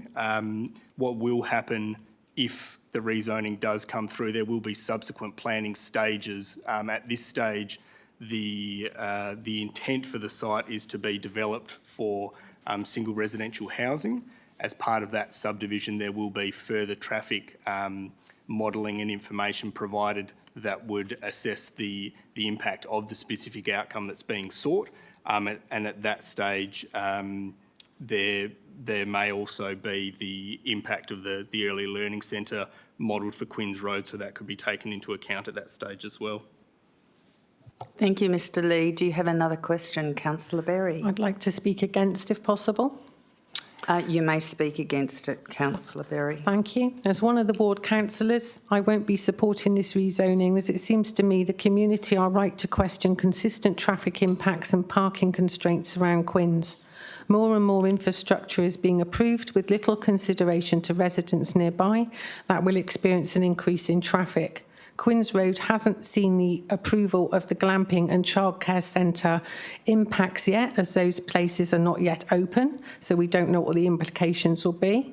We also have quite a lot of subdivisions going on in the area, which increases obviously the parking and increases the use of the roads. So another potential 55 new houses will expand and compound the problems. When the childcare centre was proposed, 31 submissions were made, with 24 all being objections due to increased traffic. In this report, there were 7 submissions made for these houses or the rezoning, all objecting to the proposal on the same grounds. So for that reason, and for the fact the area is already heavily congested on Quinns Road and they are considering traffic treatments to the road, I won't be supporting any further increase in impacts of traffic at the moment. Thank you. Thank you, Councillor Berry. Do I have a speaker for? A question. I'll go with the main roads guy, then I'll go with Councillor Wright. Councillor Bedworth. That's a title I've never had before. It is about traffic, strangely. Through yourself, Mayor, can administration confirm whether a detailed traffic survey, video survey has been conducted at this stage, or is it based on high-level assumptions? Mr Lee. Thank you. Through you, Mayor. I don't believe the traffic impact assessment that was provided was based on video surveys or the like. It was prepared, I suppose, to match the level of the application being a rezoning process, and then more detailed and refined traffic analysis will be undertaken as a refined concept is prepared and formalised. Councillor Bedworth. Just one more. Thank you, Mayor. Thank you for that, Mr Lee. And again, through yourself, Mayor, can administration confirm if this was to proceed, would a more detailed traffic survey be requested, taking into account all Councillor Berry's concerns and some of the communities to assess potential impacts in that area? Mr Lee. Thank you. Through you, Mayor. In short, yes. At this stage, the rezoning proposal seeks to change the zoning to residential. While there's not a specific proposal put forward at this stage, certainly the concepts that have been shared and underpin the amendment, is to develop the site for 55 single houses. We'd expect that to come through as a single subdivision application, and as part of that application, we'd certainly expect to see submitted some further traffic analysis, and if it's not submitted with the application, it's something we'd certainly be requesting. Thank you. Councillor Wright, you have a question? Yeah, thank you, Mayor. Just referring to page 121, I did also ask the question at the briefing session in regards to the on-street parking bays. And with the proposal, I think the traffic impact assessment resulted in a loss of 11 of those bays, plus a potential further 7 depending on the subdivision process. Has administration received any update from the developers or applicants in regards to addressing that particular point? Have they offered to add any car bays or put forward anything that doesn't result in any loss of parking bays? Mr Lee. Thank you. Through you, Mayor. What the applicant has updated us on since the agenda briefing session a couple of weeks ago is they've now submitted a planning application to develop additional car parking bays on the adjoining site, so the Peter Moyes campus.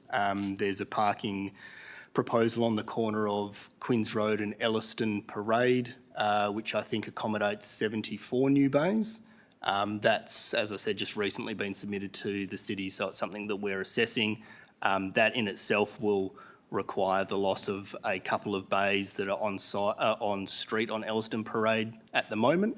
But if you take into account the extra bays that they're seeking to provide there, relative to the loss of bays that would come from that parking development itself, as well as the bays that will be lost as part of this rezoning proposal, there would be far more provided than there would be lost. Thank you, Mr Lee. Councillor Wright. Thanks, Mayor. And just in supplementary to that, thank you, Director Lee. Just a further question on that in regards to can the applicant or developer withdraw that planning application? I'm just trying to make sure that council has its options covered in terms of making sure there is no net impact loss in regards to that. So I would hate to miss the opportunity to add a condition if they choose to withdraw that planning application at a later stage. So I'm just wanting to make sure that we can, whether it's through the subdivision process or whether it's through the scheme amendment, have the opportunity to add a condition that there is no loss of parking bays if the proposal does go ahead. Mr Lee. Thank you, through you, Mayor. There would, because the application for the new parking area is separate to the rezoning and would be separate to any subsequent subdivision proposal, they are independent of each other, and so there's nothing at this stage that would require or obligate the school to develop those parking bays. And so I guess specifically to your question, they would be able to withdraw their application. They also may gain an approval and then choose not to act on it. That's no different to any applicant that submits and gains a development approval. If council are looking to minimise the loss of parking that might result as a result of the rezoning proposal, I think the best time to do that would be through a subdivision proposal. At this stage, the amendment is merely to change the zoning or simplistically the colour on the scheme map.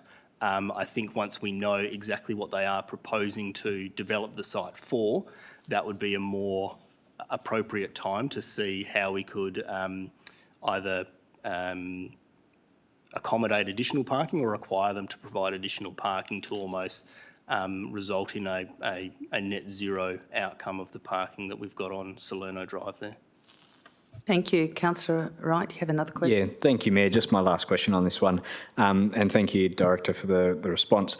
Can we, I guess my intention is, and I don't know what the best way to proceed is, can I get some confirmation from the administration that they are happy to add that in as a sub-condition at the add the condition at the subdivision stage, because I understand that council does not have any remit or say at the subdivision stage after it comes through this process. Can I get some formal confirmation from the director or the planning department that we will add a subcondition in that requires no net loss of car parking bays, and can a formal response be provided to all council members that that has been actioned? Mr Lee. Thank you, Mayor. Through you. Yes, I'm happy to provide the undertaking that as part of our recommendation on the subdivision proposal, we can request additional parking be provided to offset the potential loss. I think at this stage I can't think through exactly how that would look. I think it ultimately depends on what the proposal would end up being. And then also it's probably worth pointing out for elected members and community members as well, is that our role in the subdivision process is to make a recommendation. And so we can certainly recommend a condition, but ultimately the West Australian Planning Commission through the Department of Planning, Lands and Heritage make the decision. They may choose to include that condition. They also may choose to not include it. Thank you, Mr Lee. Any speakers for this item? A question from Councillor Parker. Thanks, Mayor. Just a clarification to a question around parking at the childcare centre, which, may I add, is almost 1 kilometre away from this proposal. Would the new childcare centre not have to have parking on site? Mr Lee. Thank you. Through you, Mayor. I don't know the application specifically, but I certainly know the site that's being referred to.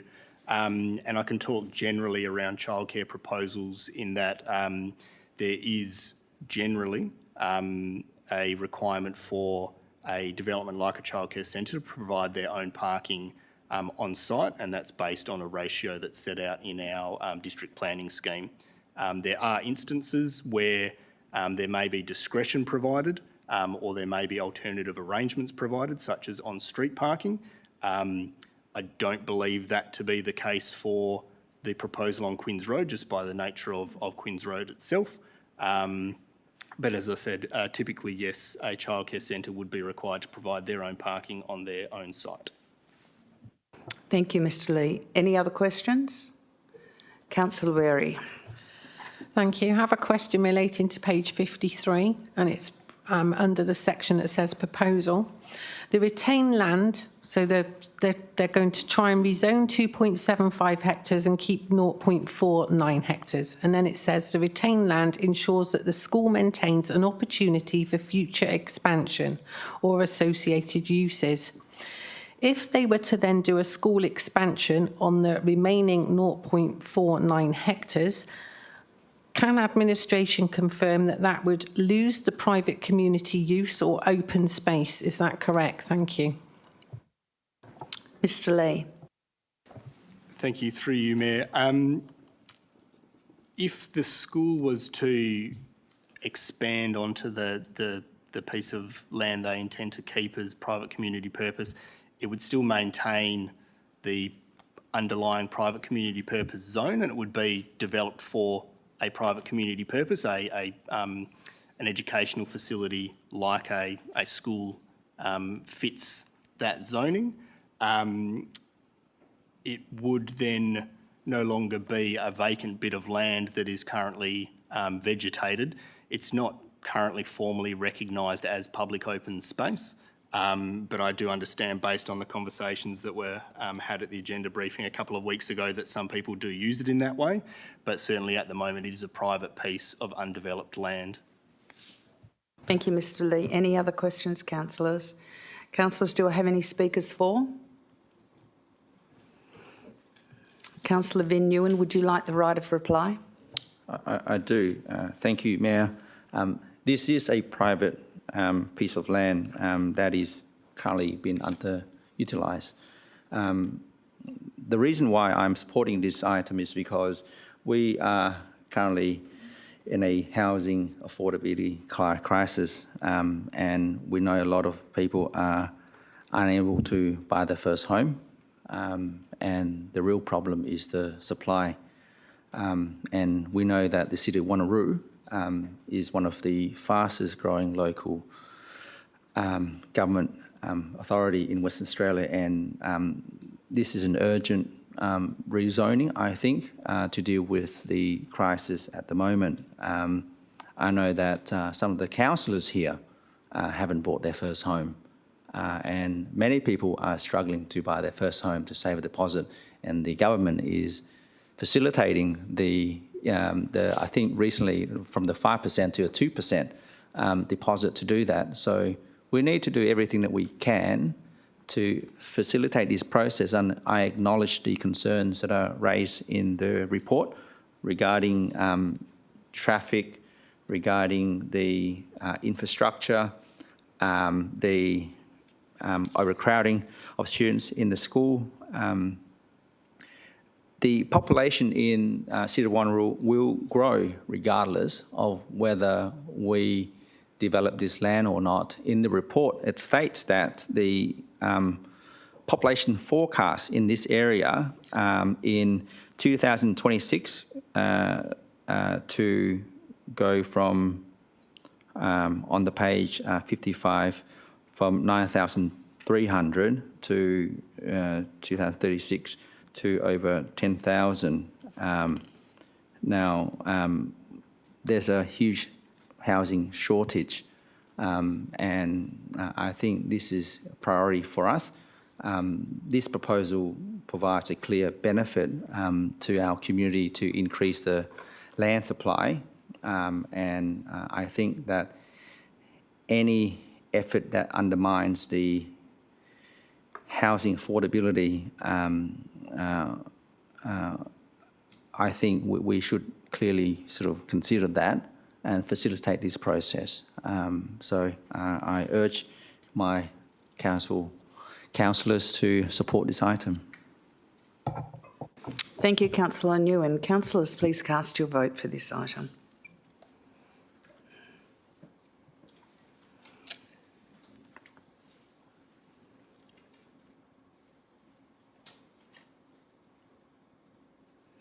Okay, this item has been passed with 9 councillors supporting it and 3 councillors against it. That's 12. That's correct. So Councillor Huntley, Councillor Bedworth and Councillor Berry didn't support it. Myself, Councillor Seif, Councillor Figg, Councillor Coetzee, Councillor Parker, Councillor Wright, Councillor Vin Nguyen and Councillor Rose supported it. We'll just get Councillor Smith in.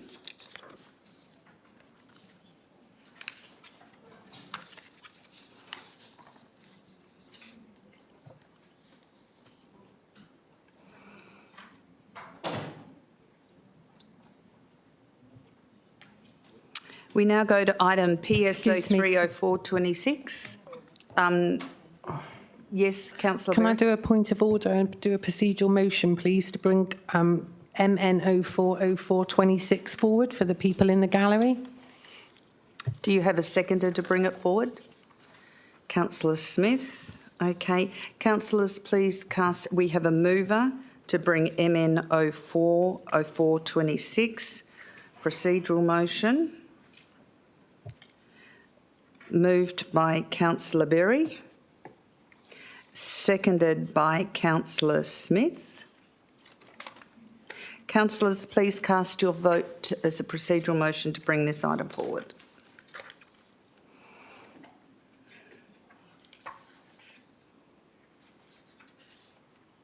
And that is passed unanimously. We now go to item MN 040426. I'll just read it out.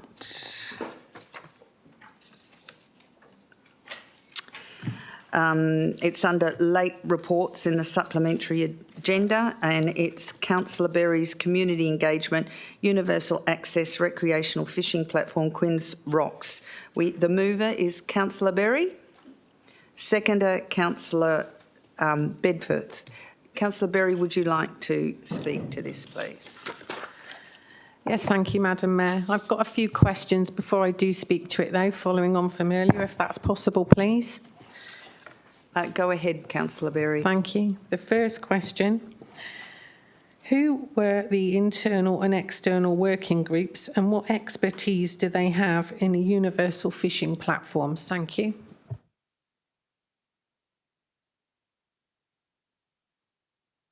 Mr Elliott.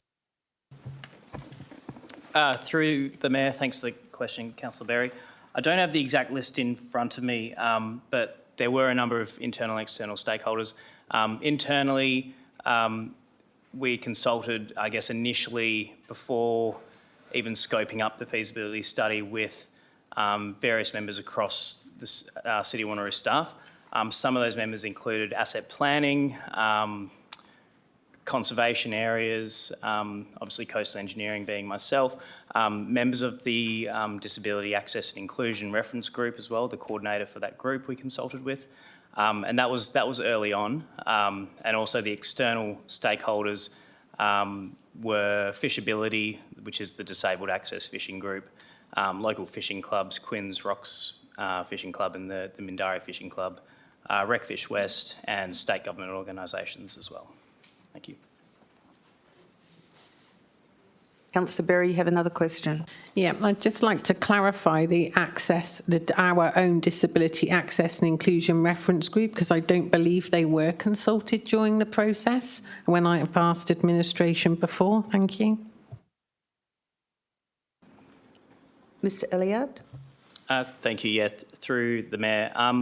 We did consult with members of the group during that feasibility study. I'm not 100% sure that was then taken to the group for action and discussion. However, during the detailed design, the following stage, it was. So we specifically asked for feedback from the group. It was taken to that group and they had the ability to provide comment. Thank you. Thank you, Mr Elliott. Do you have another question, Councillor Berry? I do, thank you. The question of dates on the signage came up earlier. I believe that I heard the 24th of May to the 24th of June and then the 23rd of May to the 14th of June.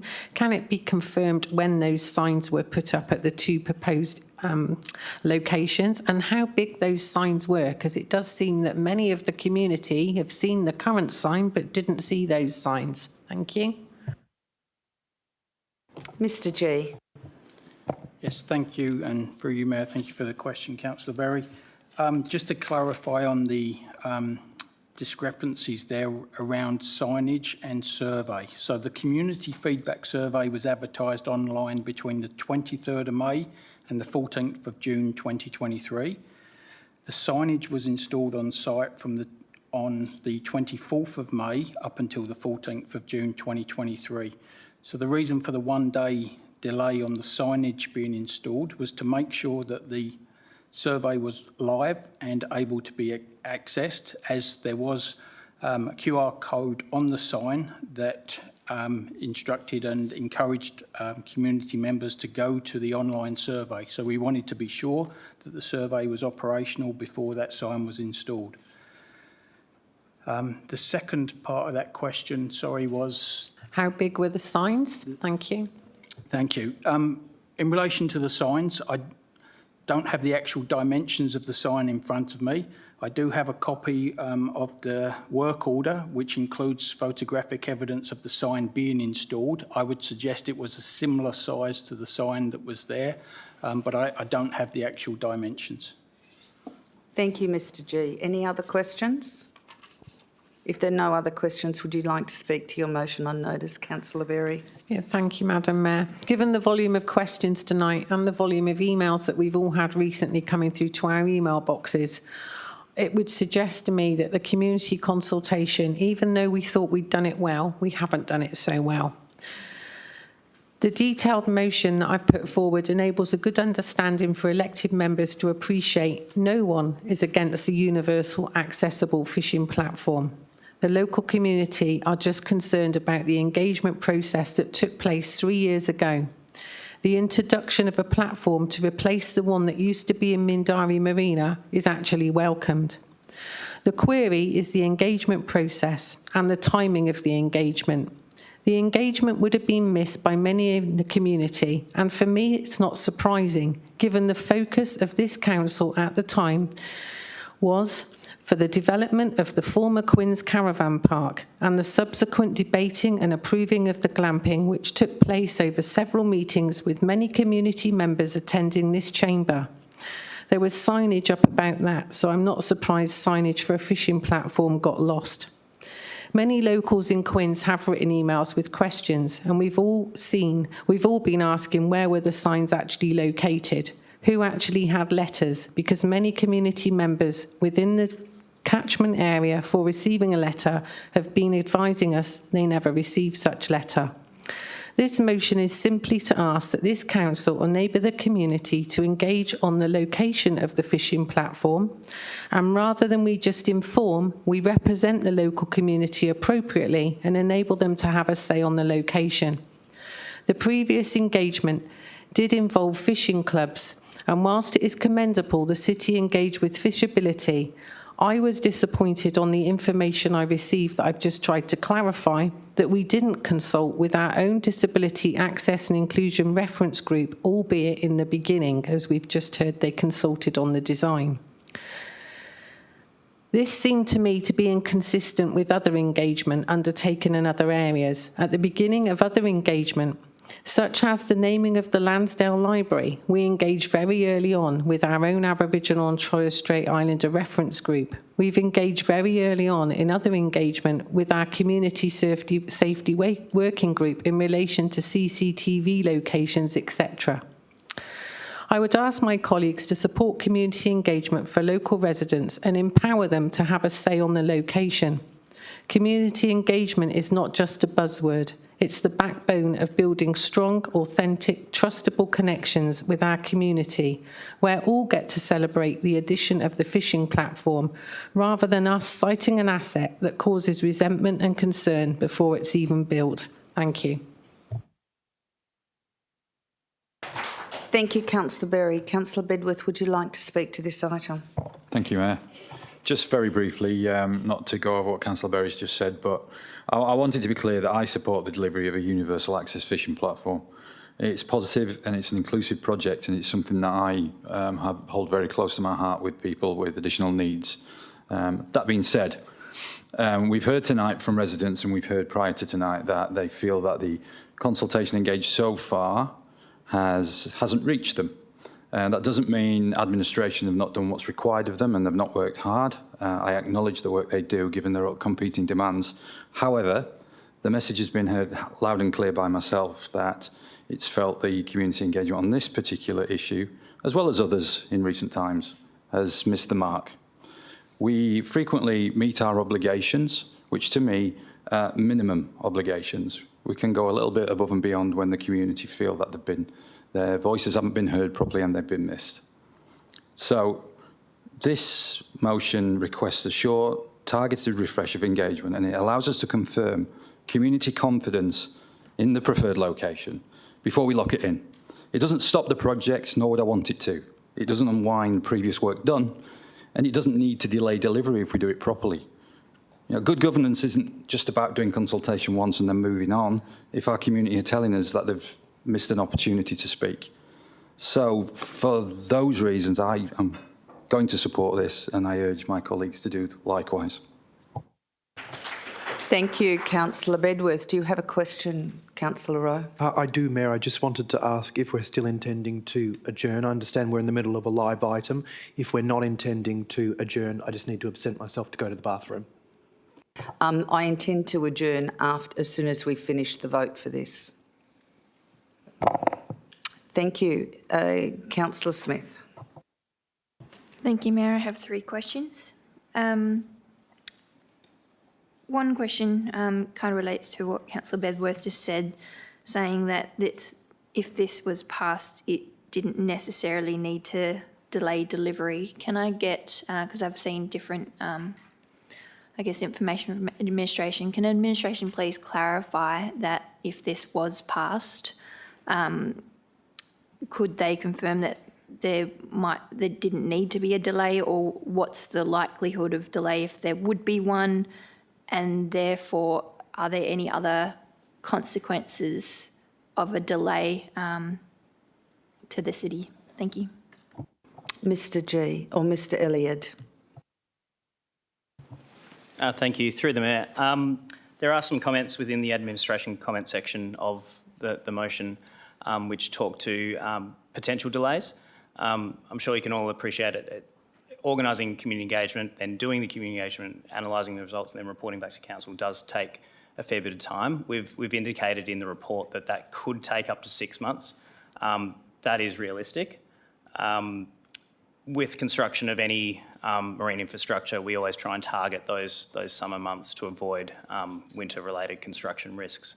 And that would be the case this time around as well. So there is potential risk of missing that weather window where we can construct things safely, which would then result in a delay of 12 months to deliver it in next financial year. Thank you. Thank you, Councillor Smith. Has the city had any communication with the local member in regards to the feedback that we've received so far to see if they had any thoughts on it, because this is one of their commitments, and a potential deferral of, I guess, 12 months still fits within delivery of, I guess, the commitment time, doesn't it? But I guess that's a two-parter question there. Thanks. Mr Elliott. Yeah, thank you. Through the Mayor. We haven't had any direct correspondence with the local member. However, we have reached out to the Department of Planning, DPERD, sorry, the Fisheries Department there, who are issuing the funding, indicating that there may be a delay to next financial year, and it will be considered. They've confirmed it will be considered if required. They haven't given us a firm answer, but definitely be considered. Thank you. Thank you. Councillor Smith. I think I'll just confirm based on that. So if it, I guess, worst case 12 months and DPERD or DPLH, whoever was, if they did say yes, 12 months means we could still deliver it within, I guess, the election cycle for the local member. Is that correct? I just want to confirm that. Mr Elliott. Thank you. Through the Mayor. I guess it would be within that election timeframe. However, there is a signed agreement for that funding in place, and that's outside of the timeframe for that. So, yeah, we would have to liaise with the department and draw up a new funding agreement. Councillor Smith, you have another question? Thank you. Last question. One of the concerns that was brought up by some of our residents and also myself is to do with like fish hooks and things like, and safety of the swimmers and localised activities sharing the same space. I noticed in the city's response to those questions about safety, they mentioned cleaning of the platform and bins. I'm not a fisher person by any means of myself, but is it any sort of common problem to have extra castaway hooks that go into the water and things like that? Is that common practice to clean or check underneath the jetty, etc.? Is that part of any cleaning contract? Thanks. Mr Elliott. Thank you. Through the Mayor. As part of the design, we've included incorporation of fishing waste bins for line and hooks and that sort of thing. It's a bit of a state government initiative that are put on these structures. They're called reel-it-in bins. So that would be included on the structure itself. There'll be additional bins in the approach to the structure that will be managed by our Waste Services Department within the car park areas as well, for just general waste. In terms of caught fishing line on the structure and all that sort of thing, yeah, so we do intend to engage a cleaning contractor that will service the platform as required for cleaning of the furniture and the railing and all that sort of thing. I guess if that does become an issue and a public safety risk, then we could incorporate that into that contract or develop a new one to manage that ongoing. Thank you. Is that all your questions, Councillor Smith? Councillor Coetzee, you have a question. Thank you, Mayor.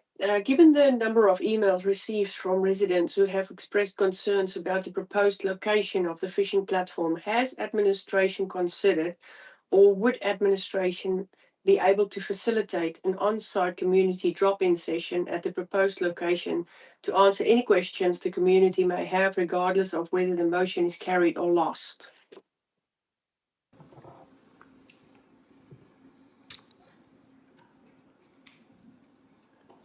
Mr G? Yes, thank you for the question and through you, Mayor. Obviously, we went through what we did initially as a community consultation. That's not to stop us doing additional information that we can provide to the community. So if that was a request or requirement to provide additional information as to the proposed access, then we could consider that. Thank you. Any other questions? Councillor Wright and then Councillor Van Nguyen.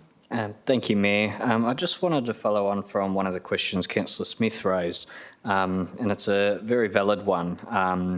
However, I don't think it quite addressed the point of where Councillor Smith was trying to get to. In terms of equipment, fishing equipment, hooks, etc., dropping onto the ocean floor, again, I'm not a fisher either, but I know sometimes disregarded items fall off, get thrown into the water. And I know from my understanding, the currents there can be quite strong during certain time periods, and obviously a lot of that blowing onto the beach or in areas where people walk or swim. Has the city conducted a risk assessment, and what was the residual risk rating and controls being put in place for that particular issue of hooks, etc., falling off the jetty?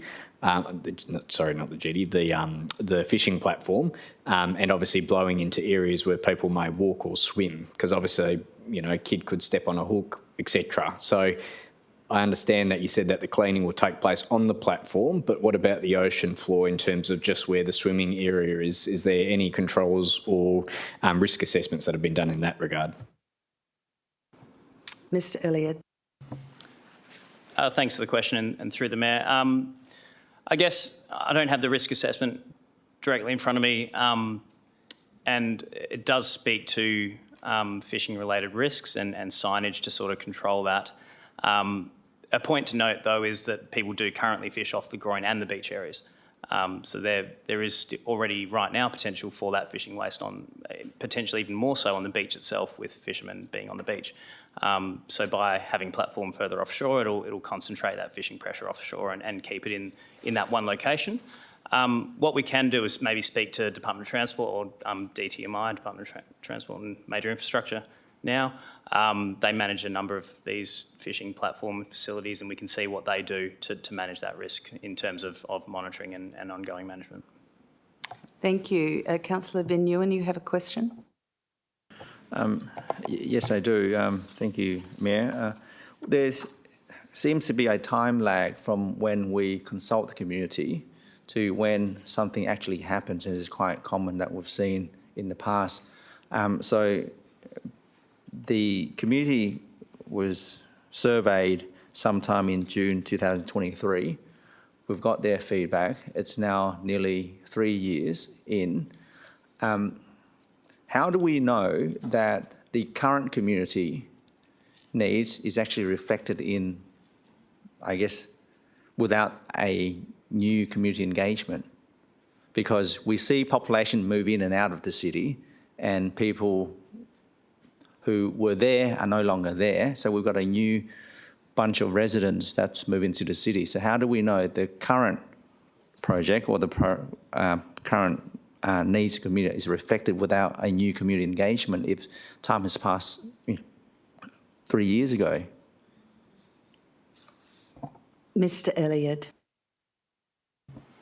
Thanks for the question through the Mayor.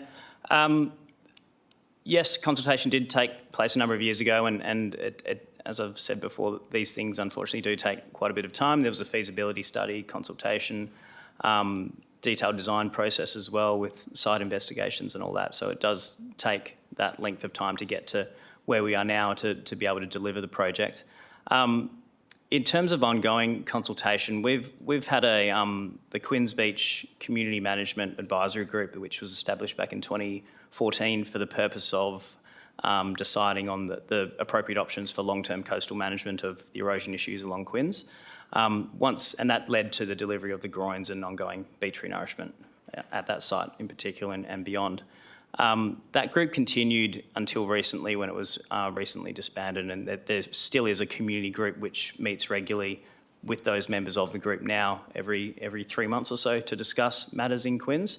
It included 6 representatives from the community across various areas, and it was consulted regularly throughout the project during the feasibility study and detailed design on the process of that study. So I guess with that group specifically, we continued to consult as the project did progress. Thank you, Councillor Smith, and then Councillor Seif. Can admin confirm the timeline that this project was slated for, and if it going ahead was contingent on outside electoral or commitments, or if it was only municipally funded, would it have occurred later in our plans? Thank you.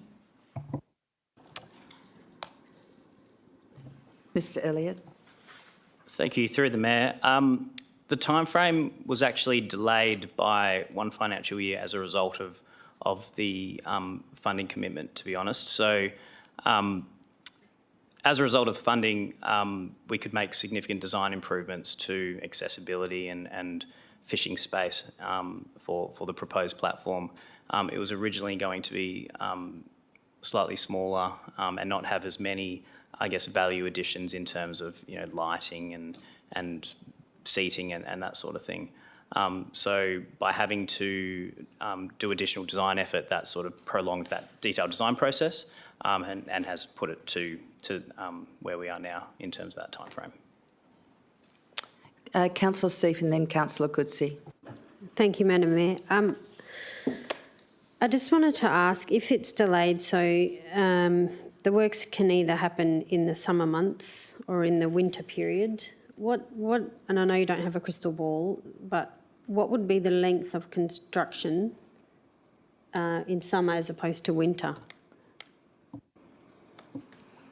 Mr. Elliott. Through the Mayor, it's not so much a length of construction timeframe, although there will be some downtime for inclement weather.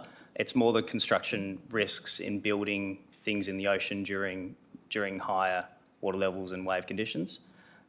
So the actual timeframe of construction probably wouldn't be severely impacted, but it's the construction risks and safety risks that we probably don't want to accept if we can get away from it. So I think, at least from my side, preference would be to construct the platform in summer. Councillor Coetzee. Thank you, Mayor. It's actually a follow-up on my previous question. It's to request that administration facilitate an on-site community drop-in session at the proposed location, providing residents with an opportunity to ask questions and receive information directly. How do I go about to make that happen if the motion is lost tonight?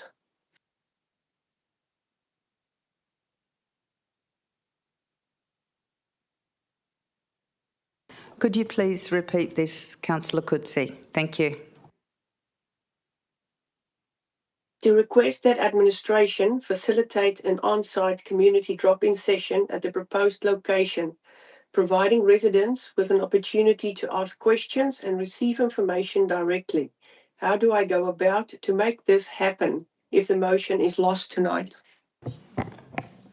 Mr. CEO. Thank you, Councillor Coetzee. I think what you've done now is you've just foreshadowed a potential alternate if this motion is lost. So having done that, if this motion is lost, then potentially we can return to you, get the wording right, and Council can consider that motion. Thank you. Councillor Rowe. Yes, please. Yes, please, if that is the case. Councillor Rowe. Thank you, Mayor. Could I seek follow-up governance advice from legal counsel as to whether such a proposal would be an alternative or an amendment?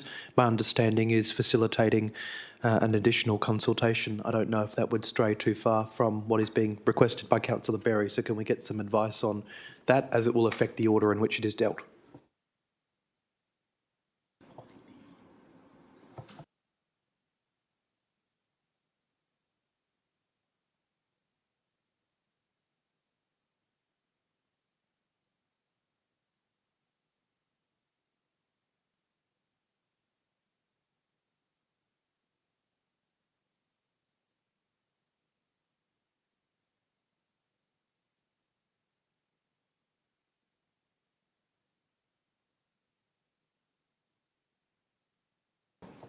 Ms Coles? Thank you for the question, Councillor Rowe. There's two options available for Councillor Coetzee. You could move an amendment to Resolution 1 to ask that the proportionate community engagement in there includes an on-site meeting. But I think the essence of what Councillor Coetzee wanted to do was, if this was lost, to then move an alternate to have a meeting on site. So there are the two options there. Thank you. Councillor. I would like to take the second option, please. Thank you, Councillor Coetzee. Any other question, Councillor Coetzee? No, that's it. Thank you. Thank you, Deputy Mayor Miles. Yeah, thank you, Mayor. I have a couple of questions. The first one for administration is obviously my first question is, how deep is the platform, or how deep is the water under the platform? And as part of that question, how far out from the beach where the swimmers normally are will the platform be based? Mr Elliott. Thanks for the question. Through the Mayor, the water depth at the platform itself is approximately 3 metres, and the platform is located about 20 metres from the end of the groin. Deputy Mayor Miles. Thank you. The other question I have, obviously the funding commitment has already been issued and the council has accepted, I understand, the funding late last year. My question would be, if this is delayed, what escalation costs could there be? If there are any escalation costs, would it be the residents of Wanneroo that would have to pay that, or would the state government pick up that tab? Mr Elliott. Thank you. Through the Mayor, the state government's funding commitment is $2 million, and I would assume that would be a fixed amount. The construction costs currently for the platform, and that is subject to market conditions at the time of tendering and going out and finding a contractor, is around the order of $2.5 million. So there are city funds within that. When you factor in escalation, that'll be slightly more than that, and then I would imagine the city would have to pick up the cost for that. We can, of course, discuss that with the state government, but at this stage, the commitment is for that $2 million. Deputy Mayor. Yeah, I just want to speak against the motion, please, Mayor. Yeah, look, I'm not supporting the motion for several reasons.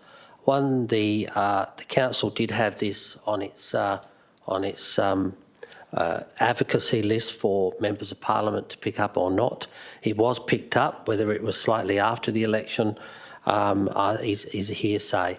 It does not matter. Recfish Wesh have funded it prominently through the state government and through the local member. I am concerned that if we delay if we delay the project, we get an escalation cost. Residents elsewhere are going to have to pick up that tab, and I'm not so sure whether the reputational risk is worth what we're talking about right now.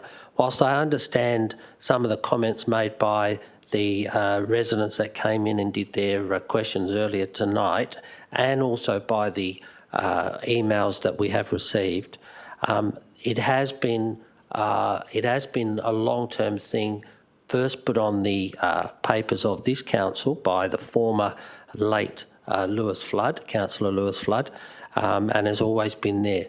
Whilst it's not been my favourite project, because the state government is funding it, 90-odd%, I'm supporting it, and I would ask council to continue with it at this stage.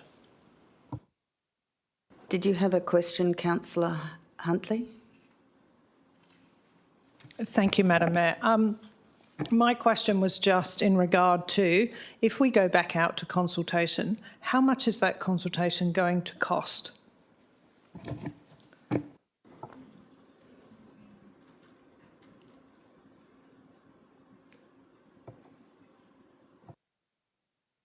Mr Elliott. Thank you for the question. Off the top of my head, I don't have those costs. However, it'll be a matter of community surveys, poster information, printing. So it isn't significant.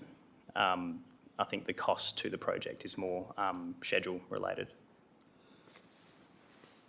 Thank you. Question from Councillor Figg. Thank you, Mayor. Does the city have a total of the number of individuals who have independently emailed either the city and or councillors since the funding was announced on the 9th of April?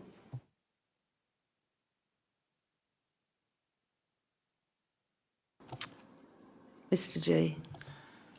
Yes, thank you for the question, and through the Mayor. No, we don't have details of that information, of the number of people that have contacted us. Thank you.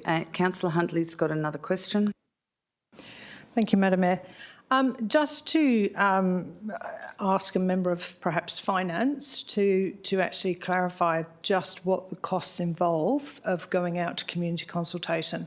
We know already that just sending the What's Happening magazine out costs us over $70,000 just to do that one post. This is going to be multiple posting, I'm not sure, and then obviously someone's got to sit there and go through the stats afterwards and create data and then a report. Can we have an actual cost? Because I think that's going to be the deciding factor whether this is a yes or no vote. Ms Harrison. Thank you for the question, and through the chair, yes, we can absolutely run those figures for you and report back. Okay, Councillor Berry, do you have a question? Yes, thank you, Mayor. I've got some follow-up questions to what's been happening in the debate.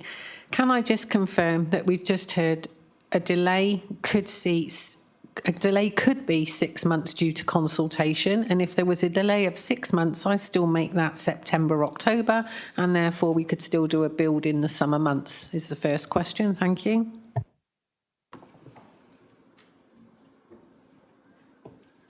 Mr Elliott. Thank you for the question.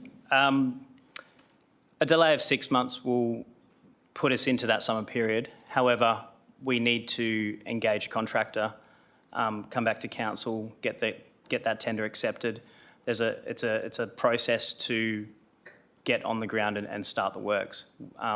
If there's a 6 month delay from now, we won't meet that construction period in summer, although we would try our best. Thank you. You have another question, Councillor Berry. Yeah, I've got a few. So could we not do consultation over a 3 month period and then we wouldn't be that far behind? Thank you. Mr Elliott.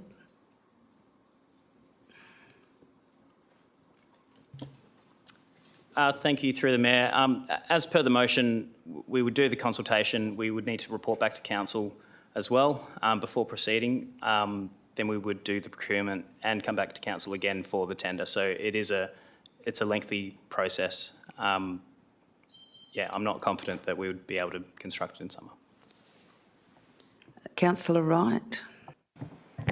Thank you, Mayor. Just an additional question building on from Councillor Berry.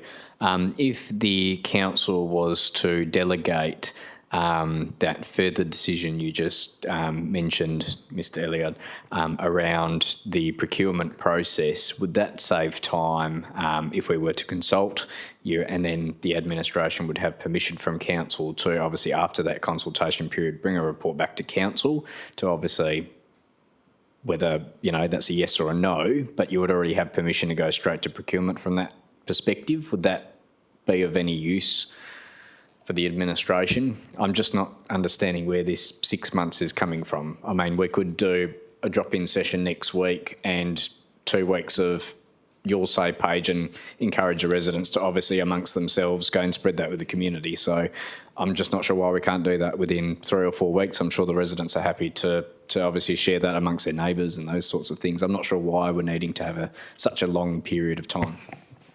Mr CEO. Thank you, councillors. Look, a lot of questions, and I think what you're asking, Councillor Wright, and I guess there were some questions before about alternates, amendments and those sorts of things.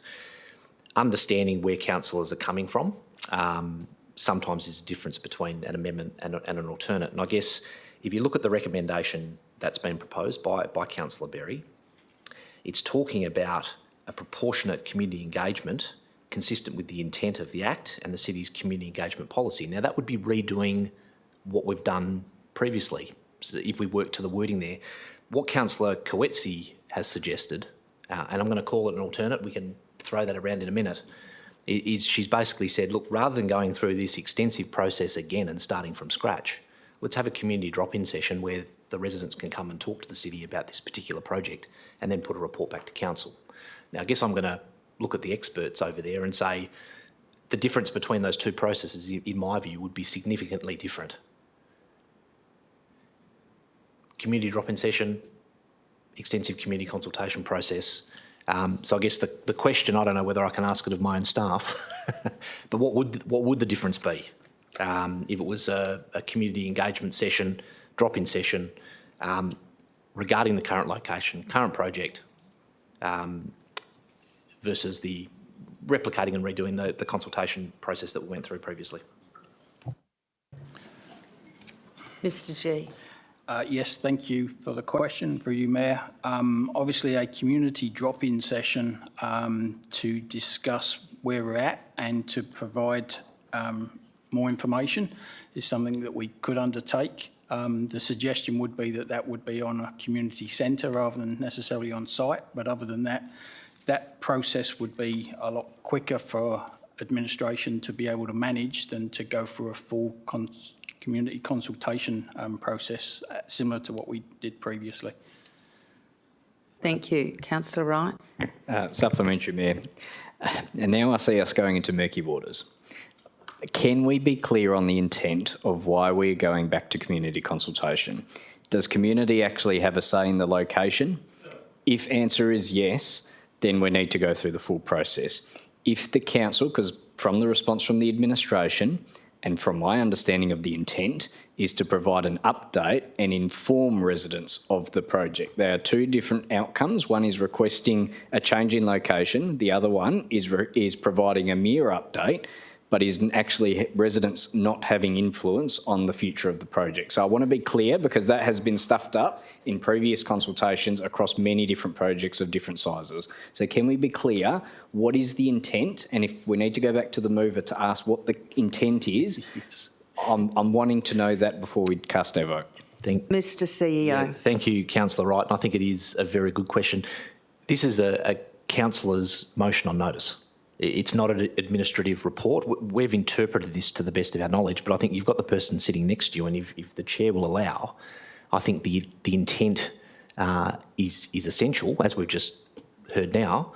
I don't know, without being Councillor Berry, what the intent is. So if Councillor Berry can provide that clarification, that'd be fantastic. And we may need to play with some wording so that it is crystal clear. Can I just another Deputy point of Mayor order on Moles, clarification, please, Mayor, on what the CEO just said. Also, with point 2, in the recommendation, it clearly states that a report from administration following the new community engagement period with the results of the feedback to enable council to make a decision on location. So it is a whole new, that's how I understand it, but happy to have it clarified by the mover. Councillor Berry. Thank you.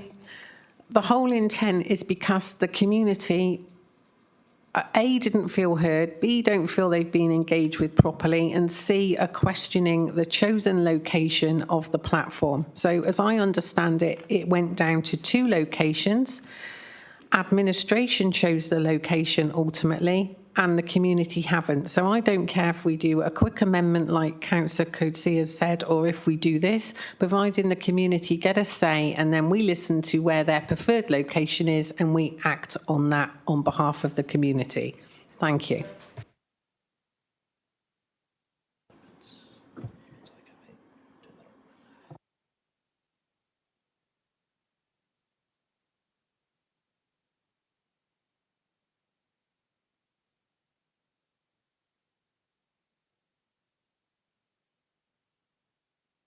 Okay, a couple of things. First of all, I just want to ask a question quickly. The funding of $2 million, does that have a time frame that it must be spent by according to the funding agreement? Not dependent on the election, but a time frame? Mr G? Yes, thank you for the question. Currently, yes, the agreement that the city has signed does have a time frame on it to deliver that works and then to receive that funding. What time frame do we have to deliver the works? Yeah, currently that's stated as this financial year. So this financial year? Sorry, next financial year. So it has to be delivered by the end of 2027 according to the funding agreement, is that correct? Mr Elliott. Thank you. The funding agreement is quite specific in terms of a project schedule that we're adhering to. So it doesn't specifically say a financial year, it just says this is the delivery of the project to receive that funding and with set timeframes. So any change to that would require a new funding agreement or amendment to that funding agreement to be drawn up and signed. Just to clarify, has the funding agreement been drawn up for this, so for where it is at the moment? Has it been drawn up and signed? Yes. And so what date does it have to be supplied by according to the funding agreement that's been drawn up and signed at the moment? Sorry, I don't have that information in front of me. If you could get that, I think that's important because if we go past it, then the state government has an opportunity to withdraw the funding if we don't do it in the timeline. Is that correct? I believe so, but it probably requires additional discussion with the department. Thank you. Do you have another question, Deputy Mayor, and then I might do a procedural motion? In light of the fact that we probably need a bit more information from administration and that, I think I'd like to move that we take a 10-minute break. Administration can then possibly get a bit more information for council.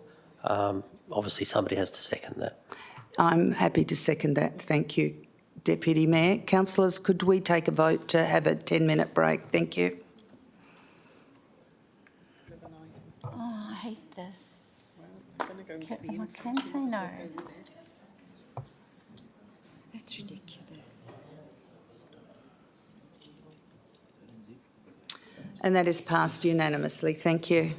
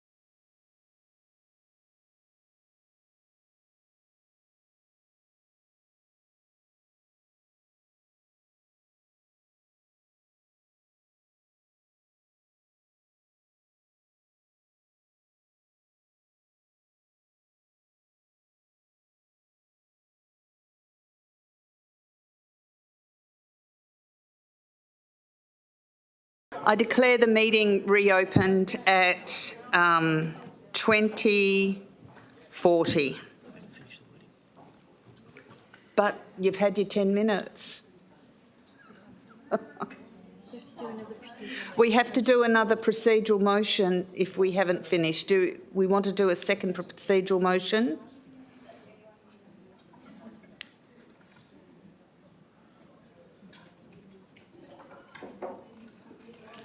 Mayor, I'm happy to move a procedural motion for another 10 minutes while administration gets the information for council. Two procedural motions. Seconded, Councillor Seif. Councillors, please cast your vote on a second procedural motion for another 10 minutes. I note Councillor Nguyen has left.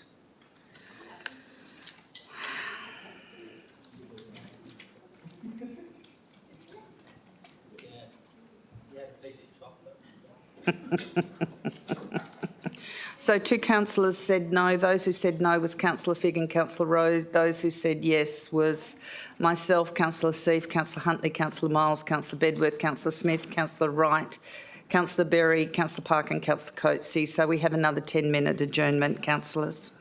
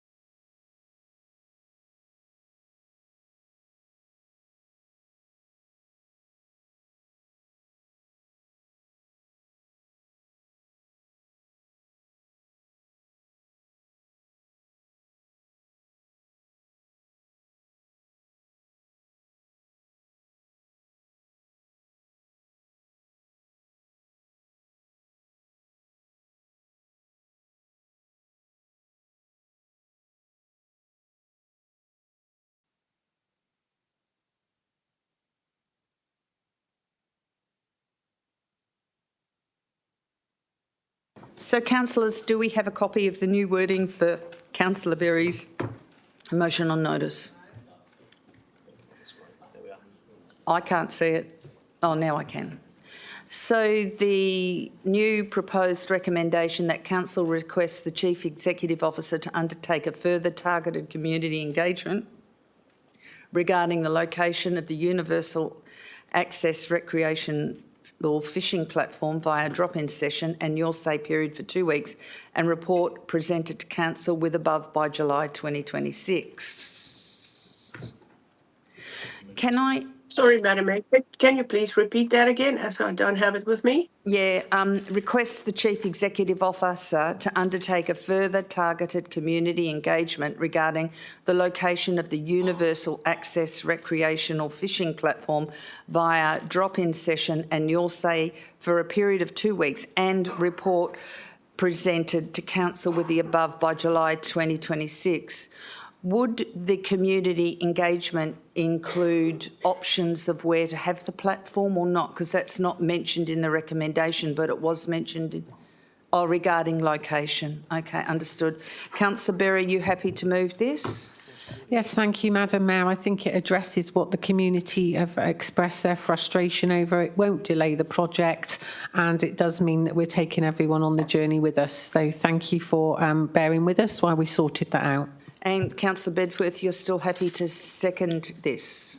Absolutely. Thank you, Mayor. Okay, under section 5.8, I intend to suspend standing orders. I ask for a procedural motion to suspend standing orders and limitation on speaking. Do I have a seconder for that? Deputy Mayor Miles. Councillors, I will move this. Councillors, could you please cast your vote on the suspension of standing orders? Thank you.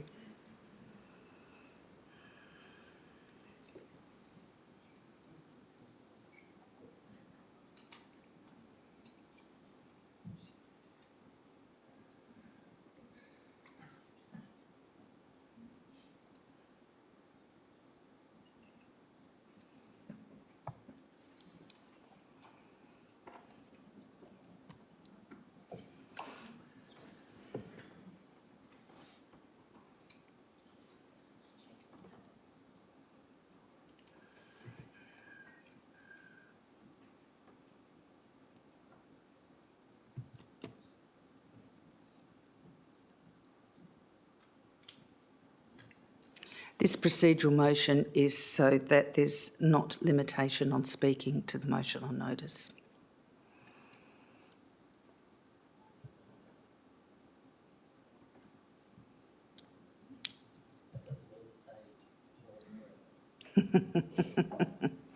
So 11 supported the Councillor Coetzee, did you support the procedural motion?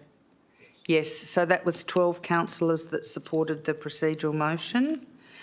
So we have a mover and seconder, Councillor Berry and Councillor Bedworth.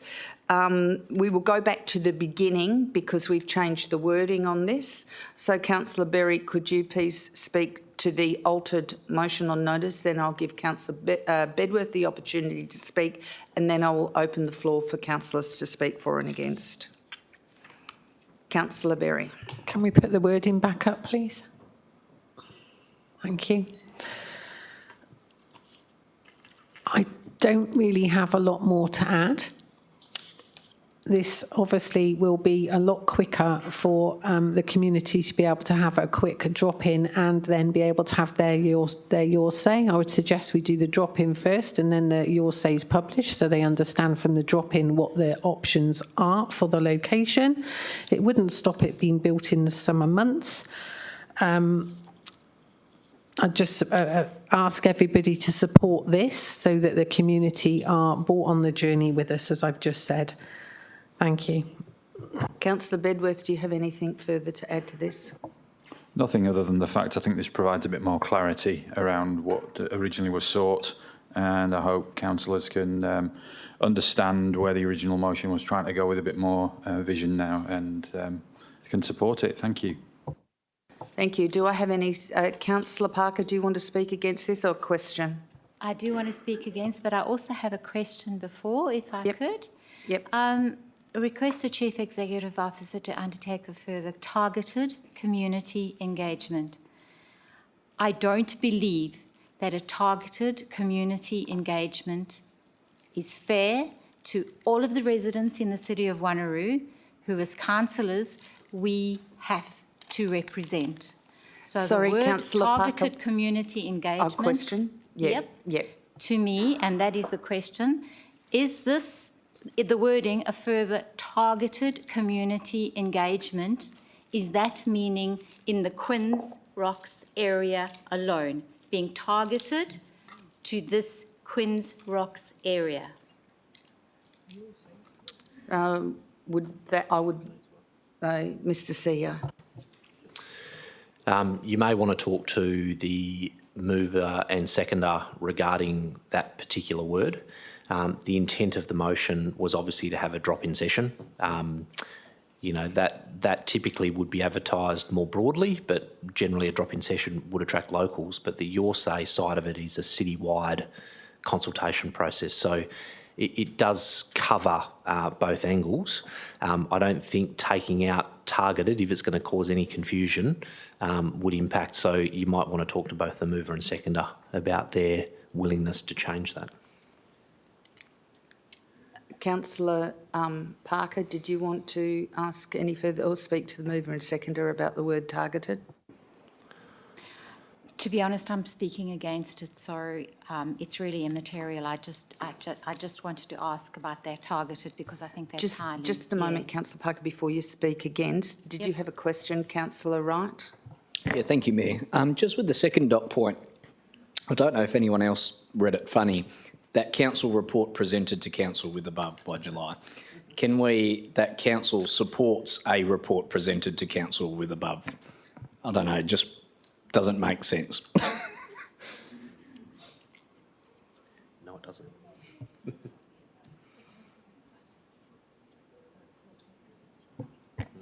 That council requests a report being presented to council with the above by July 2026.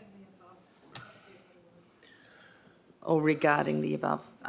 But we shouldn't be wordsmithing this. I think we've done a fair amount. But we understand the intent of point 2. Councillor Parker, would you like to speak against? Yes, please, Madam Mayor. Right. I will not be supporting Councillor Berry's motion on notice. I would like to clarify certain inaccuracies I have seen in the body of the motion. Community engagement, as per council policy, undoubtedly took place, and as a local resident, did receive notification by mail, as did many of my neighbours.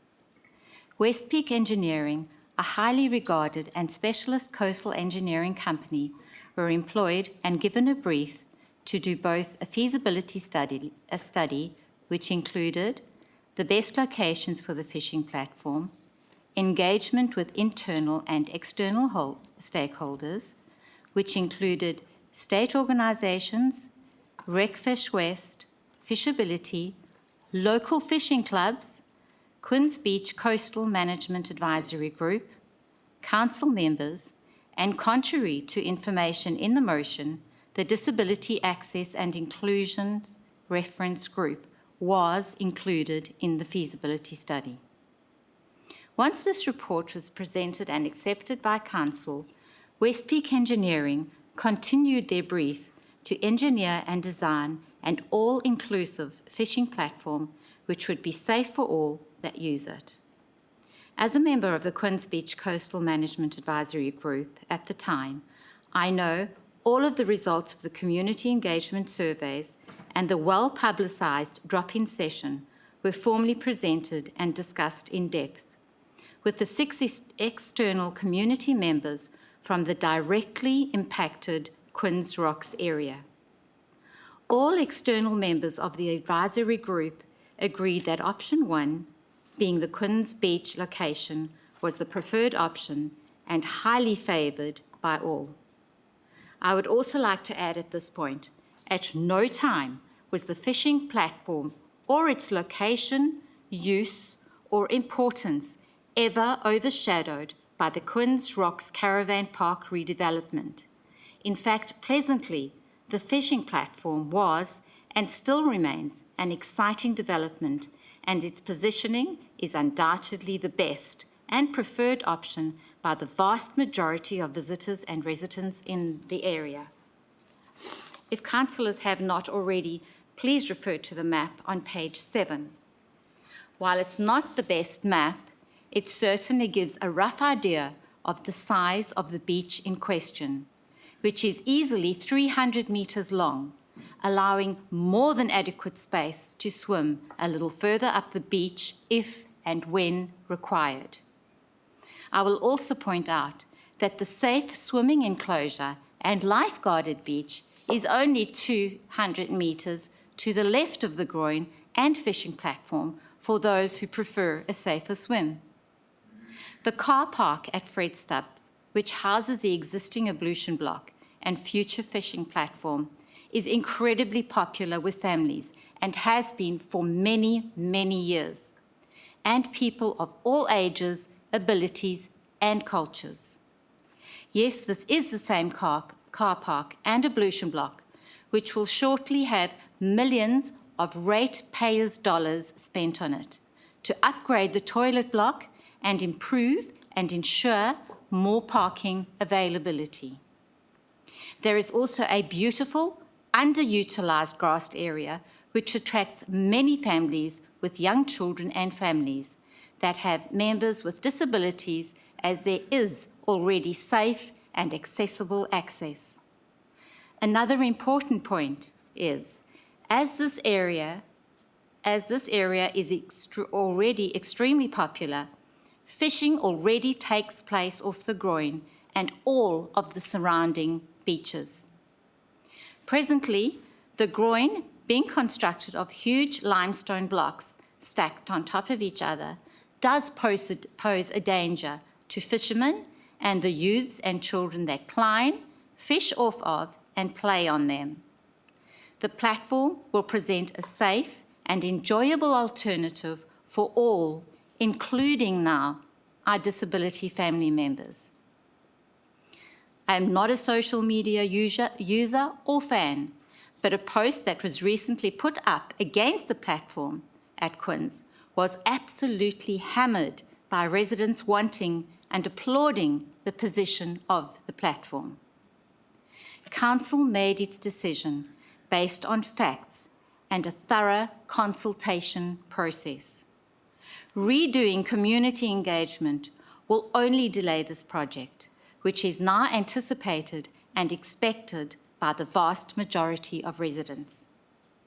However, I have heard this group's concerns, but do emphasise the extensive community engagement that took place previously, and we cannot expect to redo community engagement repeatedly.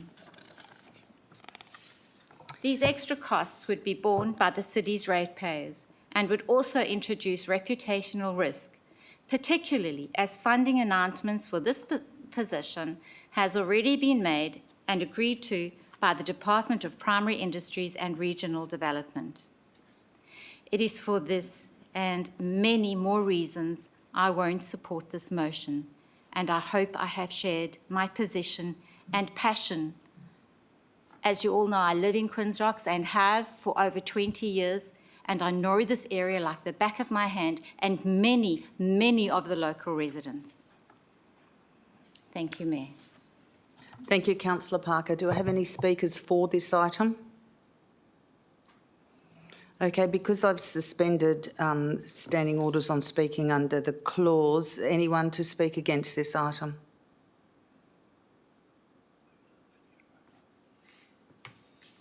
Okay, if there are no speakers against this item, Councillor Berry, would you like to wrap up the item, close it?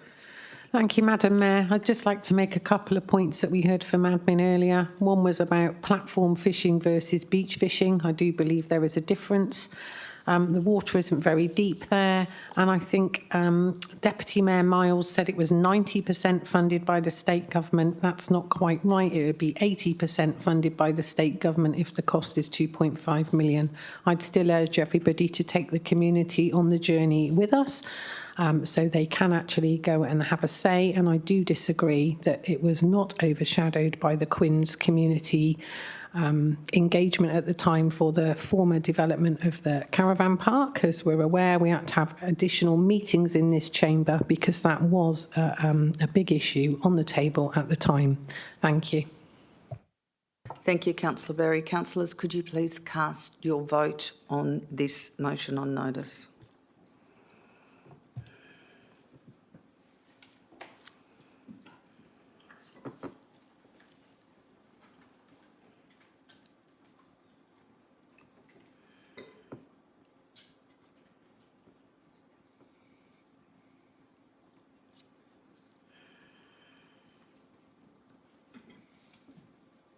And the motion on notice is lost.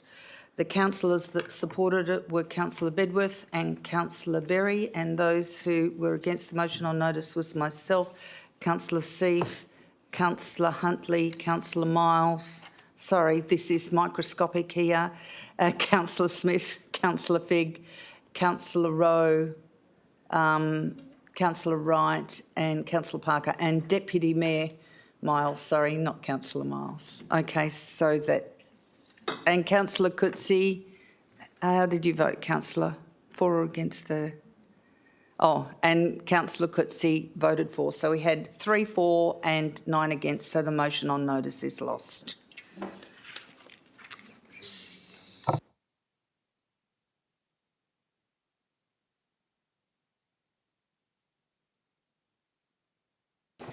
Councillor Coetzee, do you still want to go ahead with your shadowed amendment or alternate? No, Mayor, because it was basically the same as Councillor Berry have amended hers. Okay, so I need to do a procedural motion under section 7.1F to resume limitation on speaking under clause 5.8. Do I have a mover to resume the standing orders? Councillor Rowe. Do I have a seconder? Deputy Mayor Miles. Councillors, please cast your vote to resume the standing orders. Thank you.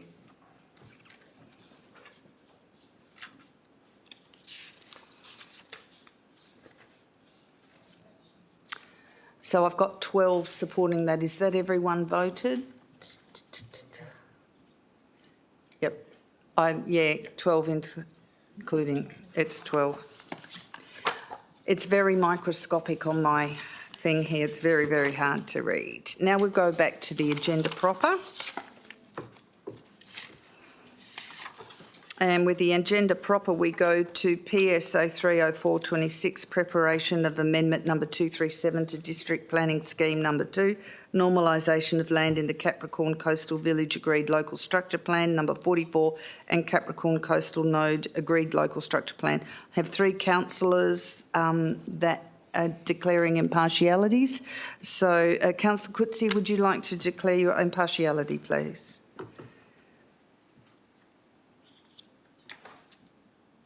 Yes, thank you. With regard to item PSO 30426, I disclose that I reside in that area. As a consequence, there may be a perception that my impartiality on the matter may be affected. I declare that I will consider this matter on its merits and vote accordingly. Thank you. Thank you. Councillor Figg. With regard to item, PSO3 426, I disclose that due to living in the subject area, I disclose that I live in the subject area, As a consequence, there may be a perception that my impartiality on the matter may be affected, and I declare that I will consider this matter on its merits and vote accordingly. Thank you. And Deputy Mayor Miles. Yeah, thank you, Mayor. As like the previous 2 councillors, PSO 30426, with regard to this item, I disclose that I live in the subject area, and as a consequence, there may be a perception that my impartiality on the matter may be affected, and I declare that I will consider this matter on its merits and vote accordingly. Thank you, councillors. Do I have a mover and seconder for PSO 30426? Moved, Deputy Mayor Miles. Seconded, Councillor Wright. Deputy Mayor Miles, would you like to speak to this item? And I'm happy with the report. Thank you, Mayor. Thank you, Councillor Wright. Would you like to speak to this item? No, thank you, Madam Mayor. Are there any speakers against this item? If there are no speakers against this item, councillors, could you please cast your vote?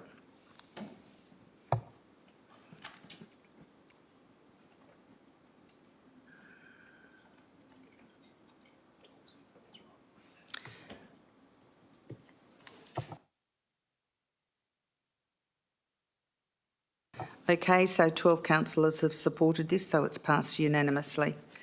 We now go to item CSO 10426, Financial Activity Statement for the period ending the 28th of February.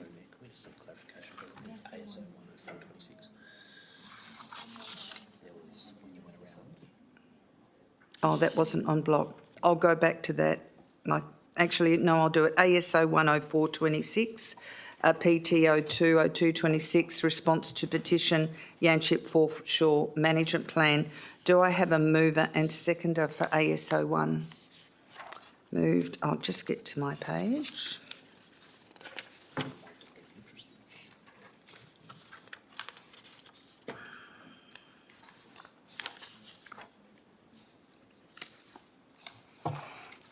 Okay, so that moved by Councillor Rowe. Do I have a seconder for this item? Councillor Parker. So it's the response to petition Yanchep Foreshore Management Plan. Councillor Rowe, would you like to speak to this item? Can I just have a point of order? Sorry, Councillor Rowe. Yep. I think this is still on here because Councillor Coetzee said you had a interest. Councillor Coetzee, did you have an interest in this item? Not on ASO 1. Oh, it was taken out of en bloc. It was taken out of en bloc, yeah, and Councillor Coetzee. Yeah, okay, all right, well, okay, do I have any speakers? Sorry, Madam. Sorry, Madam Mayor, I've asked for the PSO 3 one to be taken out of en bloc, and that's what I've made a declaration on, not ASO 1. Okay, we'll just. Do you want to speak to this item, Councillor Rowe? No, thank you, Mayor. Do you want to speak to this item, Councillor Parker? I'm happy with the report as is. Any thank you. speakers against? Councillors, cast your votes.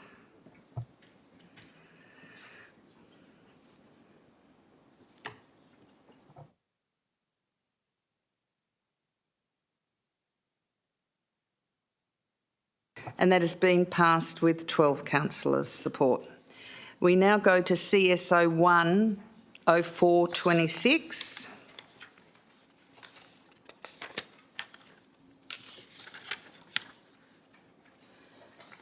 Which is the financial activity statement for the period ended 28th of February 2026.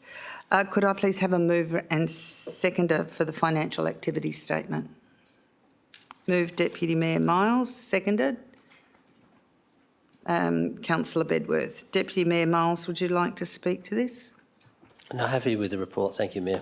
Councillor Bedworth, would you like to speak to this? No, thank you, Mayor. I'm happy also. Okay, do I have any speakers against? If there are no speakers against, councillors, please cast your vote.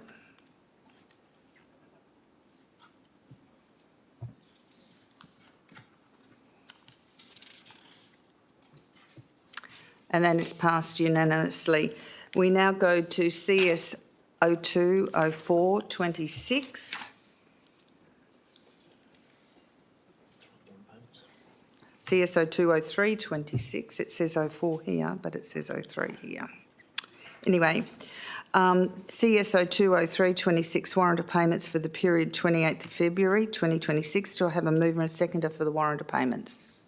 Moved, Councillor Rowe. Do I have a seconder? Councillor Berry. Do you want to speak to this item, Councillor Rowe? Nothing to add, Mayor. Councillor Berry, do you want to speak to this item? Yes, please, Mayor. I've got one question. It relates to page 270. It's item 52732. It is for AHA Consulting. Nirabup question and answer session waste services, $1,650 spent. Was this for the additional community consultation regarding Nirabup or the first lot of consultation? Thank you. Mr Gould?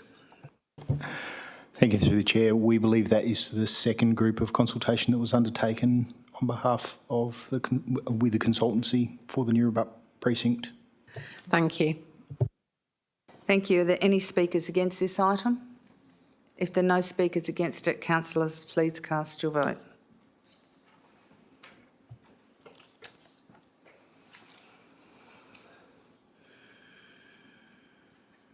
And that is passed unanimously. We now go to CE 010426.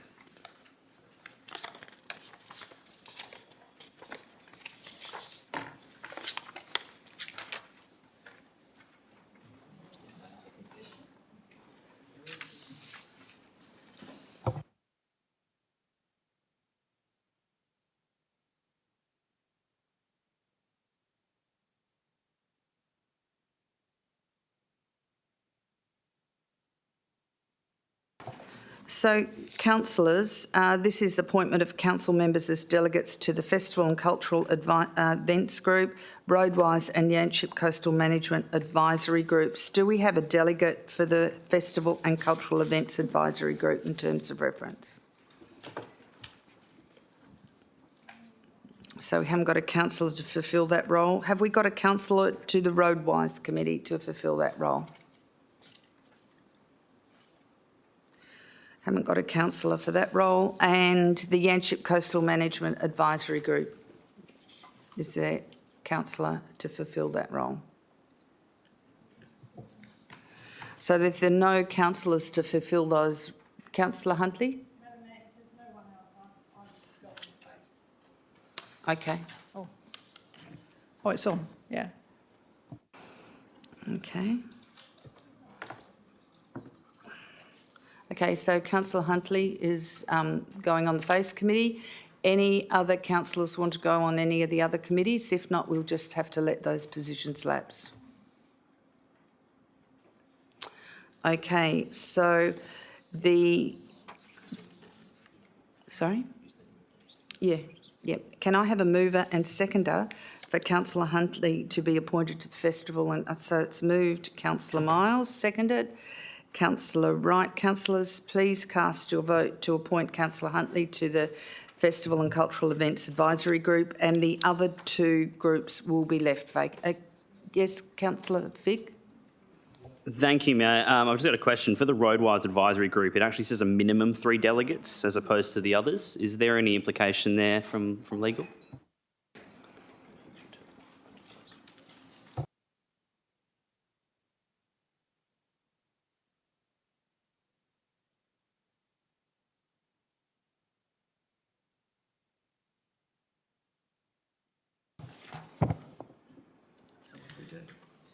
We need somebody.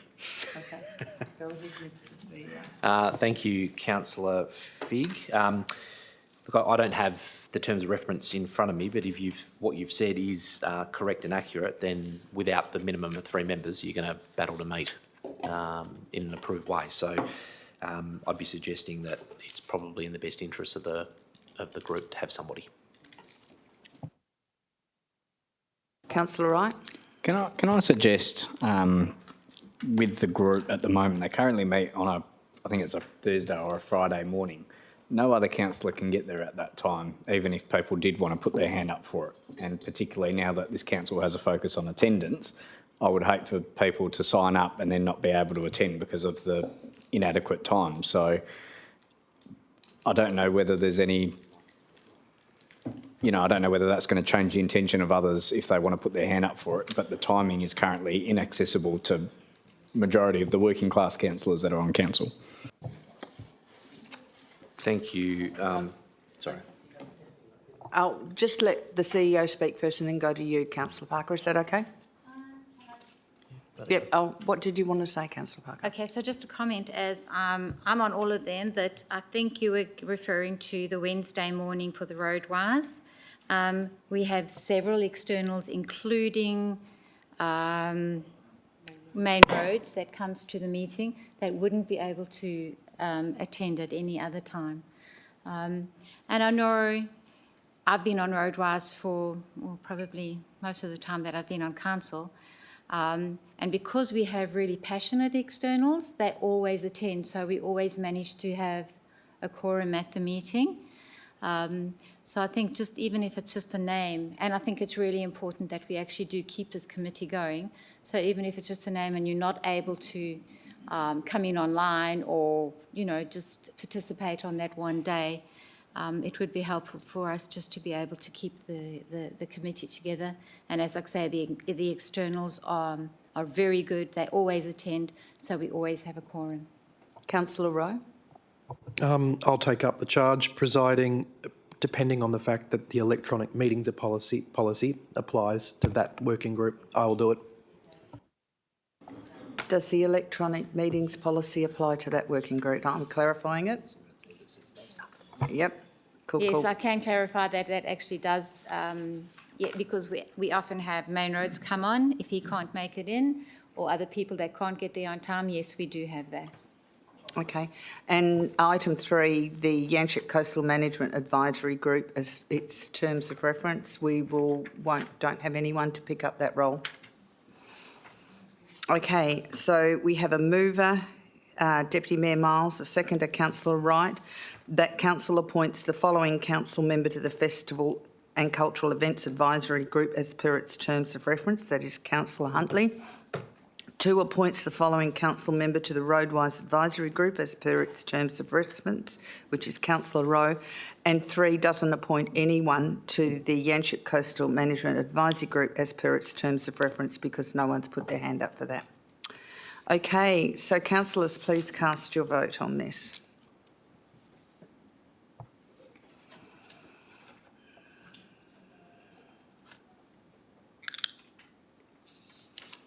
And that is passed unanimously. We now go to CE 010426. MN 010426, Councillor Bedworth's review of the electronic attendance meeting policy. Councillor Bedworth, do you have a seconder for this? Councillor Figg? I don't at this stage. Oh, Councillor Figg. I'll let Councillor Figg. Yeah, everyone wants it. Go for it, Councillor Bedworth. Thank you. I'll keep it short and sweet because I think we've been here long enough tonight. This policy was originally developed in response to the global COVID-19 pandemic, and at a time when alternative meeting arrangements were required, needed, and to assist with governance. Now, even though COVID is eased, I think what we realised in that period is that electronic attendance can work and can streamline meetings. Unfortunately, we seem to have a policy that hasn't evolved like that. And all I'm asking for with this motion is to bring it for an early review to the Policy Review Committee so that we can align it with the WALGA template and more in line with the intent of the legislation, thereby simplifying how we can attend by meetings. Now, I will state categorically that preference should always be in person where you can make it. However, if you can't, due to work, commitments, whatever, daytime working groups, for example. Thank you, Councillor Rowe, for that earlier. It shouldn't be onerous on us as councillors to be able to dial into a meeting. And equally, it's very onerous on admin trying to run around and get forms and making decisions, etc., etc. So all I'm asking for is, with this motion, is that it be supported to bring it forward for an early review to make it sensible and up to date. Thank you. Thank you. Councillor Figg, would you like to speak? Yeah, thank you, Mayor. Very, very briefly, I think it's sensible. Administration's comment reflects that they're more than willing to take a look at it, and we have a committee set up just for this purpose. So, yeah, I think we should support it. Do we have any speakers against this motion on notice? If there are no speakers against this motion on notice, I don't think you need the right of reply, Councillor Bedworth, so please cast your vote, councillors.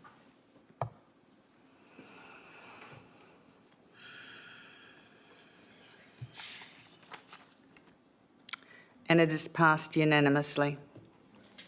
We now go to MN 020426, Councillor Rowe's request for the city's 3-year strategic internal audit plan review. Councillor Rowe, do you have a seconder for this item? Mayor, Councillor Parker was going to second the motion. However, if possible, can I provide some advice that was given to me by governance on Friday afternoon? Yes, and go it will ahead. explain why I'm withdrawing the motion. Okay, thank you.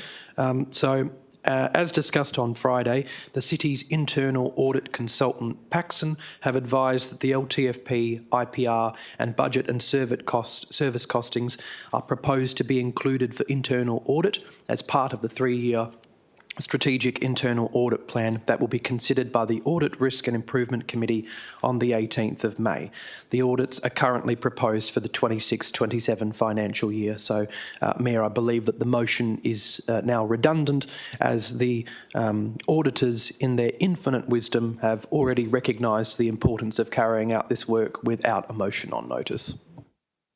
Thank you, Councillor Rowe. We now go to MN 030426. Councillor Huntley, urgent reform and state support for wildlife care and translocation in high growth urban corridors. Councillor Huntley, do you have a seconder for this? Councillor Miles. Councillor Huntley, would you like to speak to this item? Yeah, I first need to make a declaration. With regard to this item, I disclose that for reasons that I am the president and founder of Pause for Wildlife. As a consequence, there may be a perception that my impartiality on the matter may be affected, and I declare that I will consider this matter on its merits and vote accordingly. Can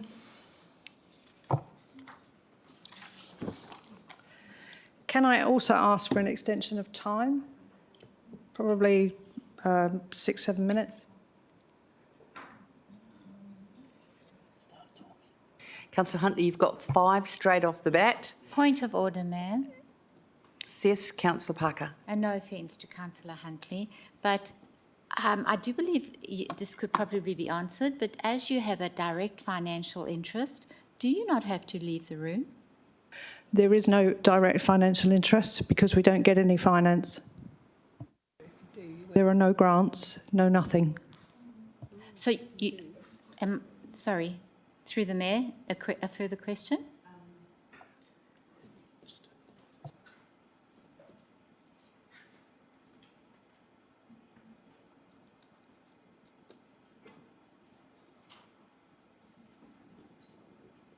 She could stand to get grants.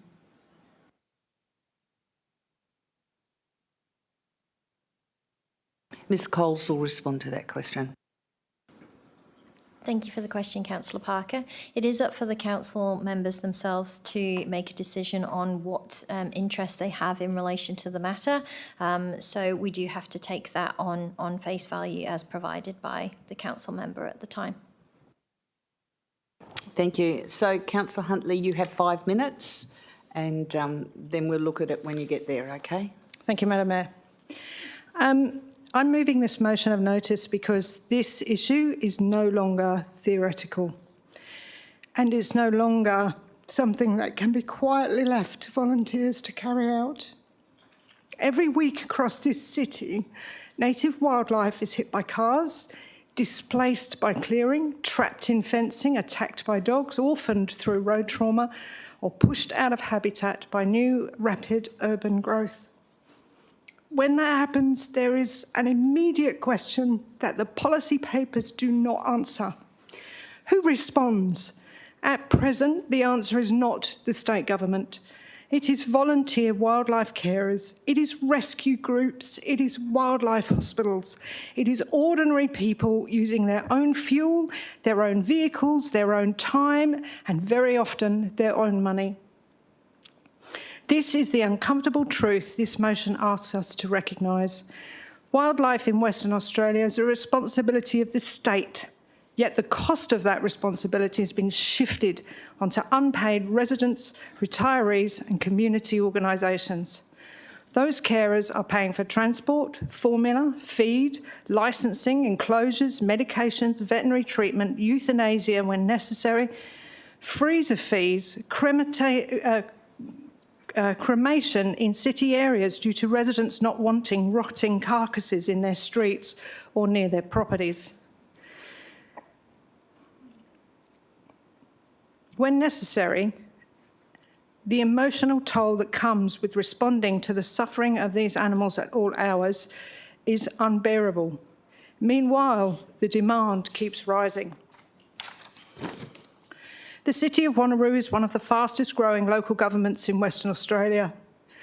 Growth brings homes and roads and opportunity, but it also brings habitat fragmentation, increased traffic corridors, fencing barriers, and escalating wildlife displacement. That means this is not just an environmental issue, it's a growth management issue, it's a planning issue, and it's a community responsibility issue. Some have pointed to WALGA, feedback opposing advocacy for translocation centres, citing welfare risks, scale and conservation rationale. Research relied on by organisations who have never cared for a joey, who have never translocated correctly, because there are no state government translocation staging units anywhere in Western Australia. Because of this, the current system already has poor welfare outcomes. Under the Conservation Act, animals must be put back within a 5-kilometre area of being found. Animals released back into urbanised areas face roads, domestic dogs, fencing, stress, public fear, starvation, and repeat injury.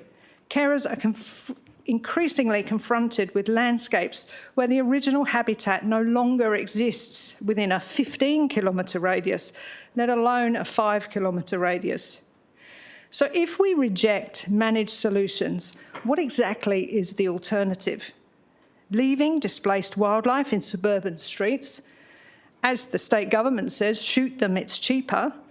Returning rehabilitated animals to traffic corridors? Expecting volunteers to absorb endless costs while government stands back?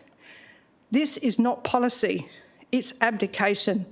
This motion is not asking council to run wildlife services. This motion asks us to advocate for the state government to accept financial responsibility for what is already its legal and moral responsibility. We are asking for direct support for carers, legitimate rescue and rehabilitation expenses, funding for veterinary treatment of native wildlife, proper wildlife care infrastructure, planning frameworks that recognise wildlife displacement caused by development, and practical solutions where local release is no longer safe or possible. I also wish to address the suggestion of conflict of interest. Having practical frontline knowledge of a system under strain is not a conflict. It is experience, it is evidence, it is exactly the kind of insight you elected members should bring into this chamber when policy settings are failing on the ground. If a councillor who works with roads speaks on transport, we call that expertise. If a councillor who works with business speaks on economic development, we call that expertise. The same principle applies here. I'm sorry, Councillor Huntley, you've done 5 minutes. Can we have a mover and seconder to extend it? Moved, Councillor C. Seconded, Councillor Miles. Can we cast our vote to extend her speaking time, please? To no more than 10 minutes. Thank you.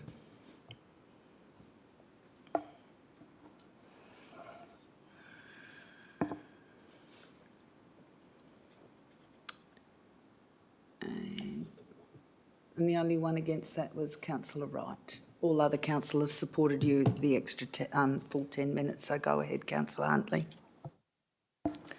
Colleagues, this motion is bigger than any one organisation or any one person. It is about whether we accept a model where community volunteers privately subsidise a state responsibility. It is about whether growth areas like Wanneroo can continue expanding without properly addressing the wildlife impacts created by that growth. And it's about whether we as a local government are prepared to say clearly to the state, you cannot keep shifting the burden downward. You cannot keep relying on compassion as a funding model. And you cannot keep calling wildlife a state asset while sending the invoice to volunteers. I asked you to support this motion so that carers are no longer left paying the bills, so that the wildlife rescue in Western Australia is treated as the essential public service it should be. I hope you will support this motion and ensure other growth councils will follow in supporting carers financially and for future expert and research rationale to the state government. Please support this motion. Thank you. Thank you, Councillor Huntley. Councillor Miles, would you like to speak to this motion? Yeah, thank you. Just briefly, Mayor, councillors, the recommendation is straightforward. It is requesting council ask the Mayor to write to the Minister for the Environment, to Walga, to the Minister for Planning and the Minister for Local Government, because it does require some targeted investment by the DBCA, and just on those 8 items on page 7 of the supplementary report issues it. It is true that there are people out there that will literally go all night feeding a little Joey or another animal. And I know another councillor in the room does do her bit as well. And I think it's only right that we actually start to seriously advocate to our state leaders to try and get some level of funding for these groups. There's a lot of groups out there, from Clarkson all the way through to Yanship and East Wanneroo. It takes hundreds of hours for people to look after these injured wildlife. And it is true that we have been told by state planning that we're going to have 40% of all the new homes titled within our district over the coming years. The least we can ask for is a bit of funding to help euthanise where need be, or pay for some other veterinary products to make sure these animals are translocated properly. Thank you, Council. Thank you. Do I have any speakers against this item? Councillor Wright. Thank you, Mayor. Look, it's only fair that I raise my objections on the record. And I appreciate the points that Councillor Huntley's raised, and I also fully support the industry and sector of those that do a lot of volunteer hours looking after our native wildlife. I suppose my objections are around the time spent on this in terms of staff, which again does have a cost. Might not be a capital cost, but there's certainly a cost involved. And I'm certainly of the view for myself, if we start becoming too much of an advocacy council, it will ruin our reputation as a local government to be able to work concisely with state and federal government if we continually hammer on every single issue that comes through this chamber. Yes, there are times where you need to push, there are times where you need to pull back. Now, this council has supported in the past, and I stand by my position where I did support that. We've done it, we've taken it to Walga, we've taken it through the channels, but at some point you've got to say, enough's enough. We are a district, we have many issues that come through this chamber. We need to make sure that we cover as much ground. And if the motion was to come back in a form there, Councillor Huntley wanted to support reviewing and actually having a detailed local planning policy 3.3, fully support. Council has a role to play with local planning policies, with things that we can actually influence. There is no point us sitting here and going through advocacy motion after advocacy motion.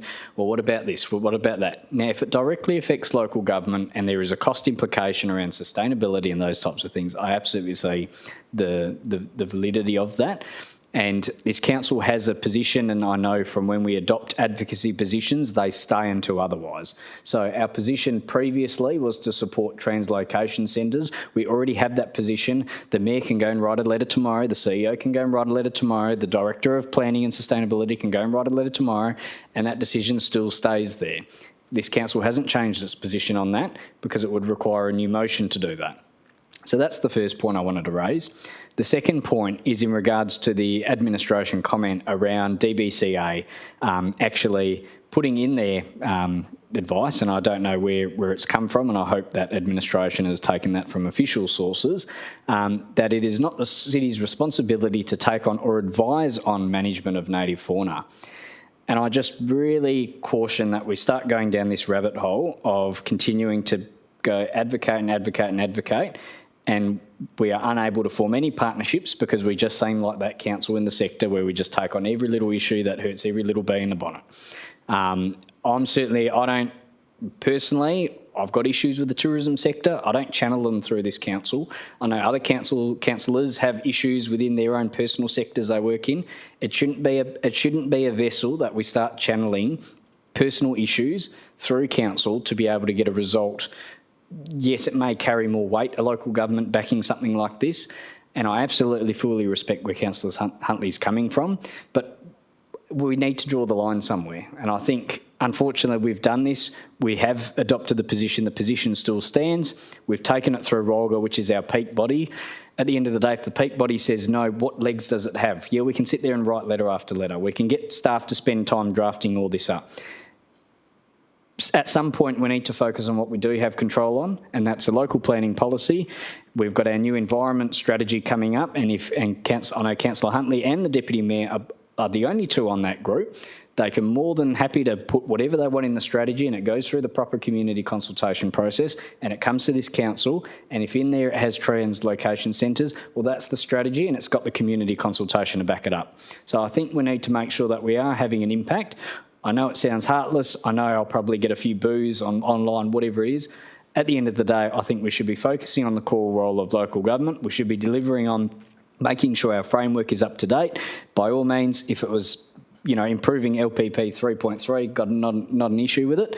But I think at some point we need to draw the line with advocacy. Thank you. Thank you, Councillor Wright. Do I have a speaker for? Councillor Berry has a question. Go ahead. Thank you. On page 403, it says the decision of the policy team is to be considered by the North Metropolitan Zone at its meeting held on the 22nd of April 26. At the time of writing, the meeting had not been held. Is there an update from that meeting that was held on April the 22nd? Thank you. Mr. Lee. Thank you. Through you, Mayor. My understanding is that when the Walga North Metro Zone met last week, or North Zone met last week, there was no further discussion on the recommendation from Walga's Environment Policy Team. And so to that end, I infer that the advice that they provided was accepted by the North Zone. Thank you. Do I have any speakers for? Councillor Seif. I do take in point everything that Councillor Wright said, and I think they're all valid points. I also know that as time goes by, the landscape of things changes. And so sometimes advocating again for the same thing, you're now in a different environment, pardon the pun, you're now in a different environment, and so advocating again can bring about a different result. And our natural environment is irreplaceable, and I think as things change, policies change. So I think we should support the motion. Thank you, Councillor Seif. Any speakers against? If there are no speakers against, Councillor Huntley, would you like the right of reply? Yes, thank you, Madam Mayor. I fully acknowledge Councillor Wright's notes, and he is right. He is dead right. We can't move anywhere on translocation centres, but this isn't asking for translocation centres. It's asking the state government to recognise the fact that carers are out there and they're going to need to be out there. The public are going to find kangaroos on their front lawns, and who are they going to phone? When their kids are frightened to leave the house to go to school, who are they going to phone? Who are they going to phone? DBCA don't come out. DBCA don't look after joeys, look after kangaroos with broken legs, don't move kangaroos on. There are no translocation centres for these guys. It is up to carers to provide those, and we do that at carers' own costs. And carers will always do it because, as we've seen, carers, the whole purpose of the financial aspect is just moved down to the carers. The state government take no responsibility apart from the fact they'll advertise kangaroos as their trademark, as their aeroplanes, as everything, as their tourism, but they'll take no responsibility to look after them. I just signed a petition today to have over 500 kangaroos shot in Victoria, which is going to happen this weekend. And those kangaroos are being shot because they want to build an estate. And over there, they don't translocate. They can't move them because there's nowhere to move them. So they shoot them. And that's where we're going to go. We've landlocked everything. Our next stage is shoot them. It's cheaper. And I don't think I don't think anybody in Wanneroo wants that to happen. If this council sits back and just takes on the fact that this is just a normal thing that we have to accept, then really and truthfully you have to ask yourself, what are you doing sitting in these seats? We have the ability to make change, and we need to make change. And sometimes it doesn't come from the top. It starts at the bottom. And the first thing we need to cover is the costs. The wildlife hospitals cannot afford to keep having these animals come in. The general public is bringing animals in. Just this month, I've had 56 phone calls. There's only 30 days in a week, in a month. It is getting ridiculous. I can't cover the calls. I can't do the rescues. There's just too many. And the same for all the other carers that I join in with. We're maxed out and never recognised for what we do. This is becoming an issue that the state needs to wake up to. And we as a local government needs to start to push from bottom upwards. Other councils have done it, and they are still doing it. And I think it's time Wanneroo stepped up. So please support this motion. Thank you. Thank you, Councillor Huntley. Councillors, could you please cast your vote?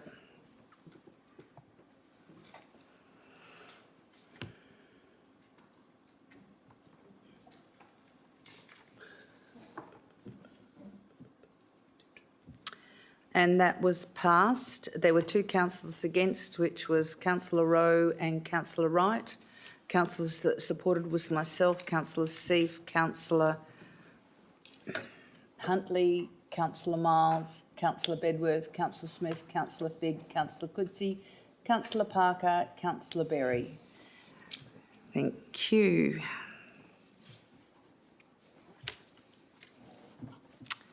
We now go to item MN05 426, Councillor Miles's motion on notice to establish a community media and marketing advisory group. Councillor Miles, do you have a seconder? Councillor C. Councillor Miles, would you like to speak to this, please? Yeah, thank you, councillors. And whilst it has been a long night, I will try to keep it relatively short. My reasoning for establishing a community media and marketing advisory councillor group is to do something that we've quite often said in the past. And during the recent elections, a lot of people were saying to me they didn't see much from us. In fact, most residents only received the what's happening. That's it. Whilst our social media platforms through Economic and Place and the digital pages that are run by Comms and Brand, they are only limited to those people that are already on social media. So I do believe that we need to change some of our thinking and to take ourselves into a new area. This is only an advisory group. This group is obviously not, or does have no authority. It has no operational control, and it will have no ability to direct staff. It is to review, explore and provide any recommendations back to this council. And one of the areas that I would like us to look at is the community media platforms altogether. There's been a question asked of me by one of our pioneering persons whether we could actually look at restarting and establishing a proper City of Wanneroo local radio station.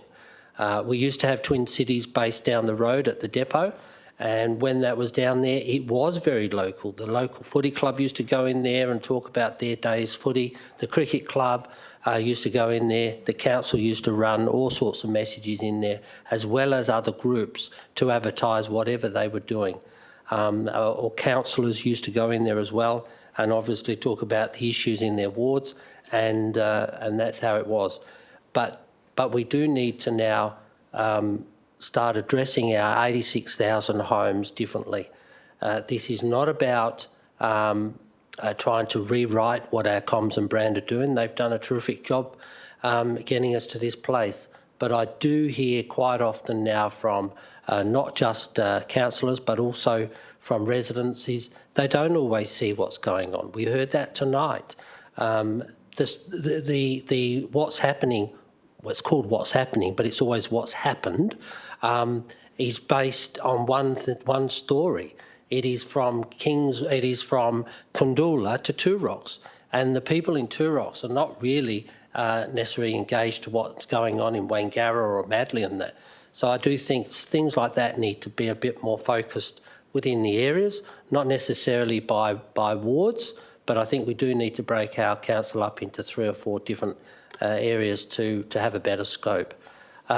Just to strengthen the communications that we have with our residents. Our seniors, some 30,000 residents that we have are currently seniors. They don't have any direct access apart from if they're lucky to get one of our calendars that we provide to the seniors' homes.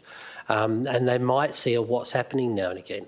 So when there is a big project coming up, we should be actually engaging with the community where those projects are and making sure they're getting a project leaflet.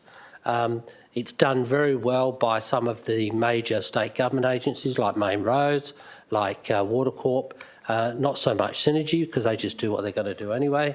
But I just think that we just got to modify and change some of what we're doing. That will probably cost a little bit more money.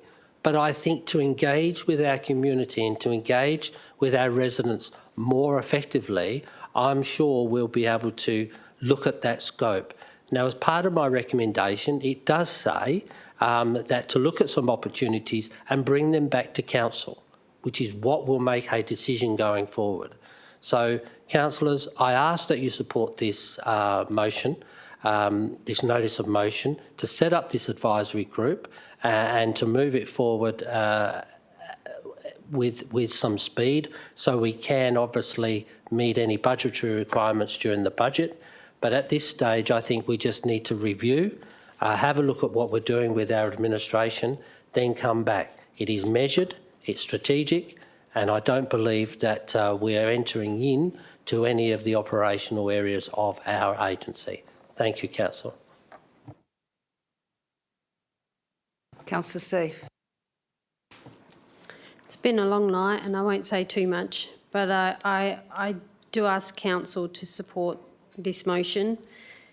I mean, it's just asking to be able to investigate this, to have a good look at it. There's a lot that we can look at here, community radio, and the avenue for seniors and anyone who's not on the internet or not constantly attached to a smartphone. We've just had tonight a whole huge discussion about community engagement, could be another possible avenue for that. Our emergency services might want to use this, local universities. There's all sorts of options, and I just think it's worth the exploration of that. So I ask you to support it, please.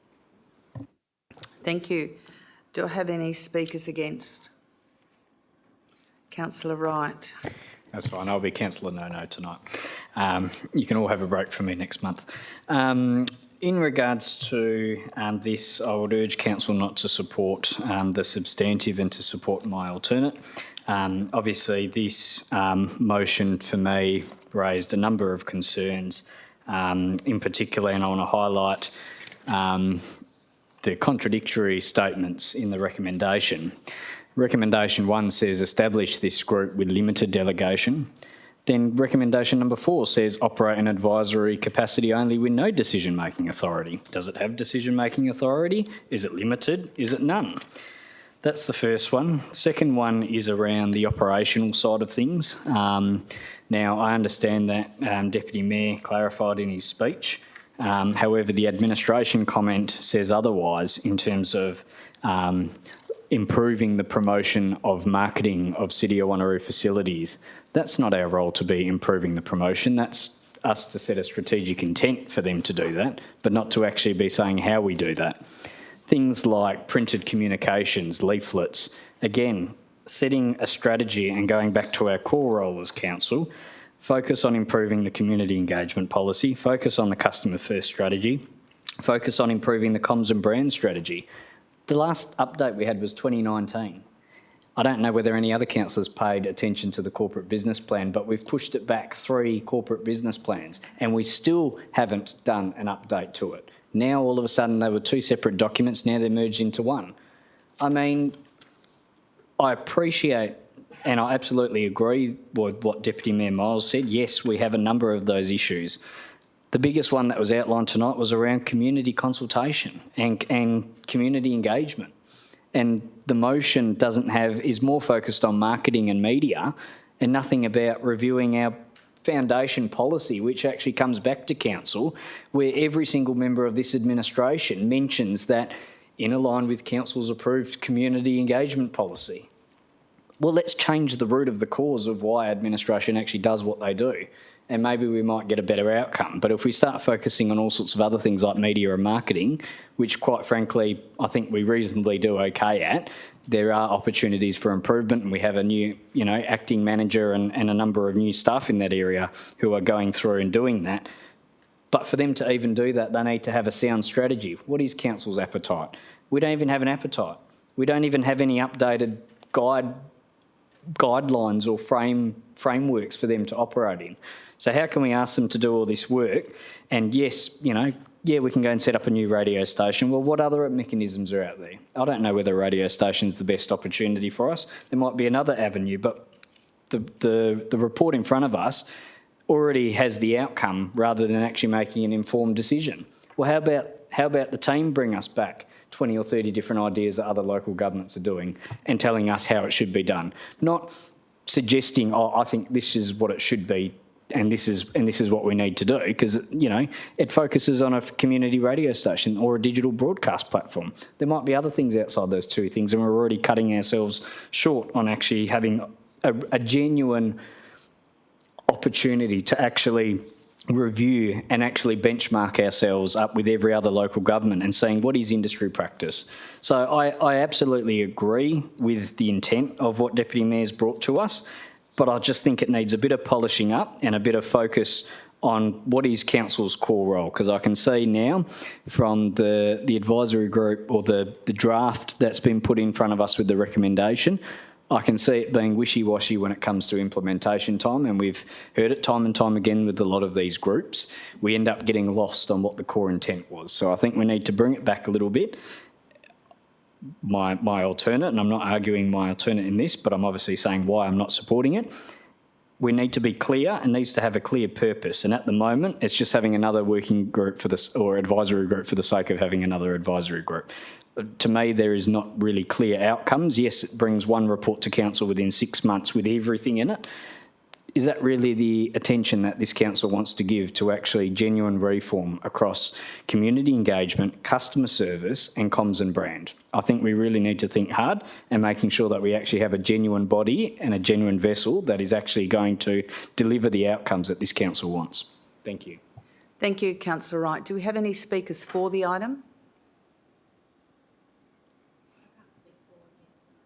No. I actually have a question. The comms team at the moment are working extremely hard. They're under the pump.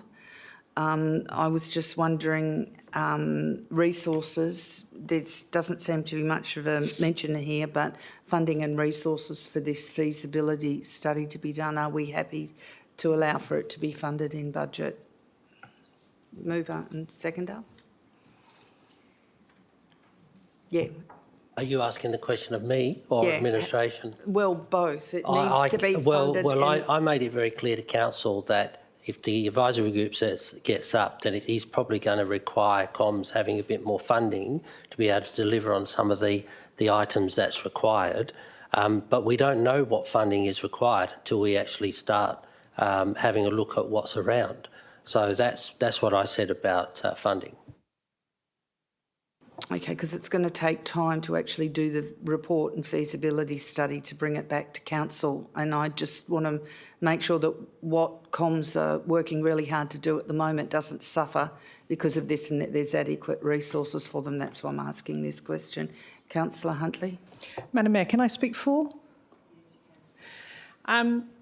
I'd like to speak for this motion due to the fact that I am the president of the Historical Society, and the majority of my members are between 70 and 80 years old. So, well, in fact, a few of them are 90 now. They do not engage in social media. They do not have computers. They can just about manage their phones, and they struggle. And they do not get information unless it comes via the post or via the radio. They all listen to radio. It's amazing. This Wanneroo is going to see an influx of people. They're not all going to be young with children. We're going to get old, and we provide nothing for our elderly people. We provide nothing for the people who don't have a phone, who don't have a computer, and there are some people who really don't have a computer anyway. We're just about to embark on licences and goodness knows what else on the phones. There are so many people who just don't want that, and there are so many younger people who don't want it either. Now, we've just built a huge library with full PR facilities in it and the ability to run a broadcast out of it. For heaven's sake, why shouldn't we use our own facility? It cannot be that hard. The community want this. The elderly community demand it.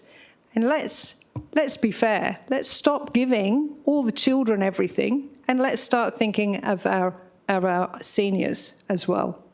Thank you. Thank you, Councillor Huntley. Do I have a speaker against? If I don't have a speaker against, a question, Councillor Parker?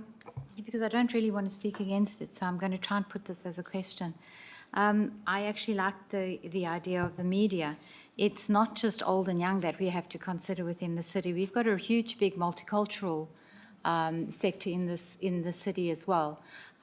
So one of the things that I liked about Deputy Mayor Miles's motion was actually bringing in some externals. Obviously, our team are under the pump, and perhaps they need a bit of guidance. And I know this does come across because I know from Multicultural we do have a lot of talks on this. So having people from different sectors within the whole city, so from Girraween to Two Rocks, that have perhaps got experience in the broadcasting or communications within their community or within their age group, etc., I thought would be a really big help. I know this is only going to be a temporary committee that is set up. So there were pieces of this that I really did think were really good. I think my question was also, are we not doing this internally at the moment? Why, and if so, why not? So there are pieces of both of these motions that I actually like and that I agree with. I would like you to have worked together and come up with a really good, solid one, because I think there's really positive from both. But I think we must also remember that we are dealing with a really big multicultural society in the city of Wanneroo, which also needs to be taken into consideration. I don't know that that was a question. So do we agree with that? And it's very hard. It's very it was hard kind of a statement. I really see merit in both of what is in both that I'm looking at. So that wasn't really a question. That was kind of supportive. But do you want to speak against Councillor Bedworth? If I can ask a question first, please, very quickly. Okay, Councillor Bedworth. Given the flavour I'm picking up around the room, is this something that we should bring before a forum and thrash out behind closed doors first?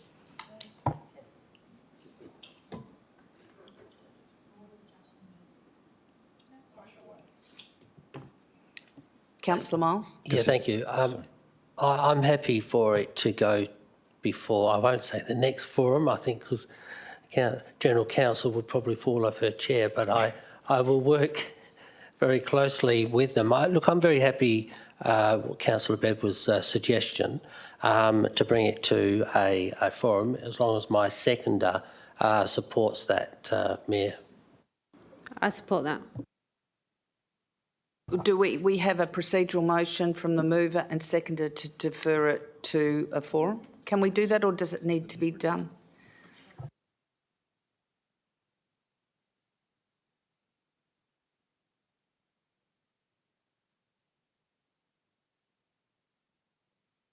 Okay, Councillor Bedworth would move the procedural motion to bring it to a forum, and I will second. Yes, I will. And I will second the procedural motion to bring it to a concept forum for more information and for more discussion between councillors. Is that correct, Councillor Bedworth? I couldn't have said it better myself.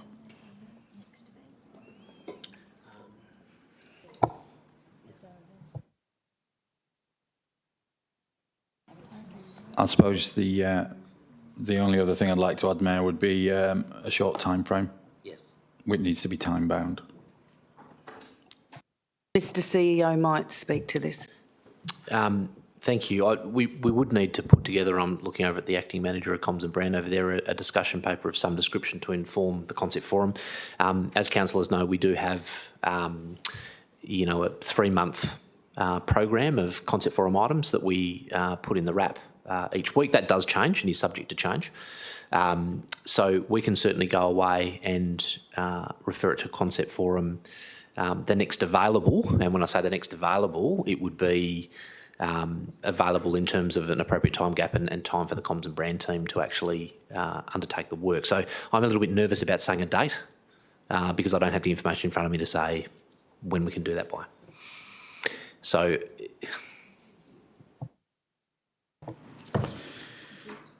I suppose next available would invoke what sort of time frame, Mr. CEO, please? I am concerned about being that loose because the next available could be September 2038, the way the timeframes are put together. In terms, I'm looking at the Manager of Comms and Brand here, in terms of workload and putting together the discussion paper, I mean, a lot of work's already been done. What do you think in terms of timeframes, Dean? I would be saying roughly 3 months, I think would be appropriate. Yeah, well, I was looking towards August, but 3 months is even better, thank you. And I agree with that as a seconder.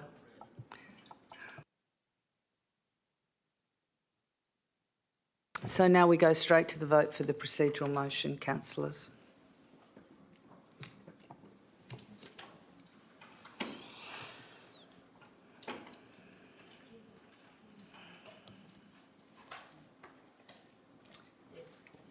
And the procedural motion is unanimously supported.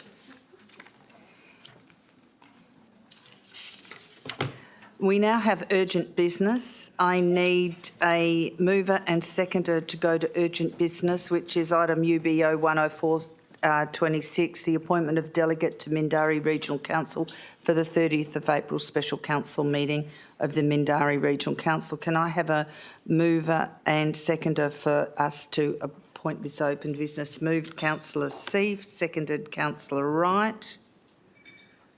Councillors, could you please vote on the urgent business item?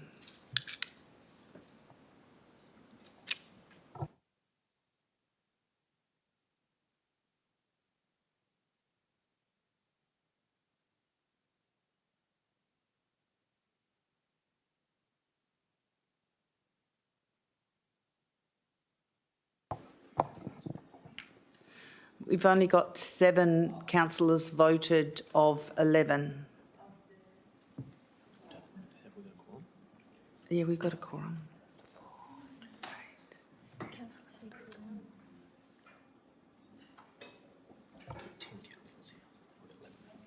Yep, so that's passed unanimously with the councillors still in the meeting.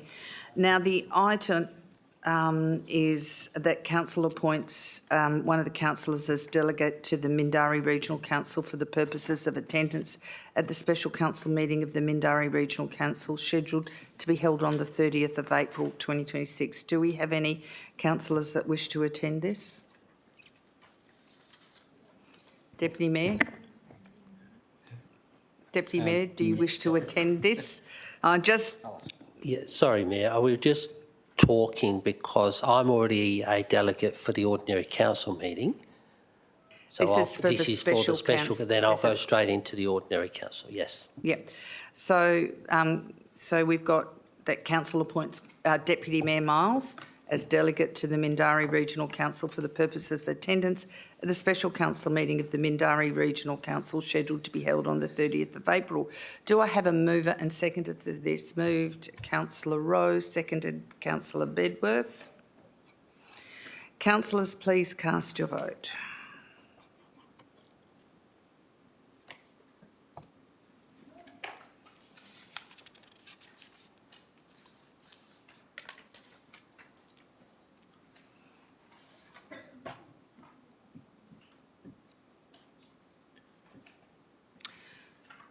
And that is passed unanimously with 11 councillors supporting this. Item 12, confidential, that council move into a confidential session to discuss item CRO 10226. Do I have a mover and seconder to go behind closed doors? Councillor Parker. And seconder, Councillor Smith. Please. Mayor, can I just ask a question before we do that? Yeah. Just for the record, I just looking at the agenda there. For the record, could it be perhaps the CEO, the CEO, just briefly explain how the subject matter of this report meets the requirements under the section 5.23 as quoted in the agenda there? Ms. Coles. Thank you for the question, Councillor Bedworth. So this is in relation to commercial and confidence information that's been shared with the city by the company, and if we were to share this information in public forum, we would actually be breaching legislation. Thank you very much for that explanation. Thank you. So, councillors, could you please cast your vote?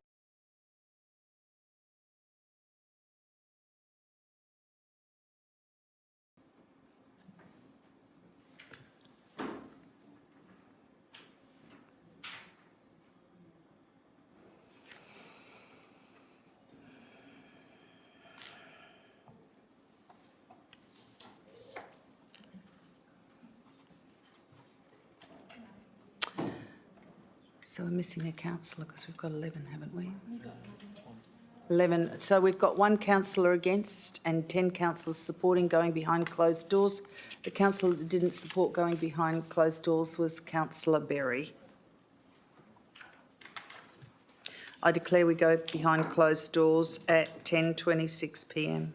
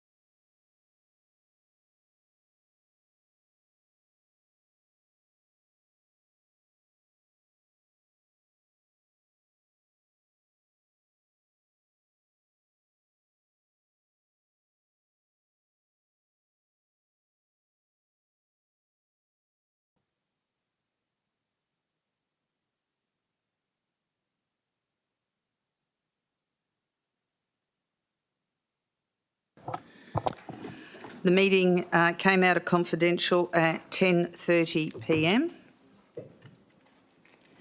And for CRO 10426 Renewable Energy Facility Business Case, it was moved by Councillor Rowe, seconded by Deputy Mayor Miles. 10 councillors supported it. Of the councillors in the room, the only councillor against it was Councillor Huntley, and the recommendation was that Council authorises administration to progress the next stages of due diligence and commence approval processes for a renewable energy facility at the Pinjar Park, including network applications, 2, commencing and planning and environmental approval processes, 3, engineering, procurement and construction, and 4, market participation. Item 13, date of the next council meeting. The next council members' agenda briefing has been scheduled for 6 p.m. on the 12th of May 2026 to be held at Council Chamber, Civic Centre, 23 Dundebar Road, Wanneroo. Item 14, closure. Thank you everyone for your attendance, and I now declare the ordinary council meeting closed at 10:32 p.m.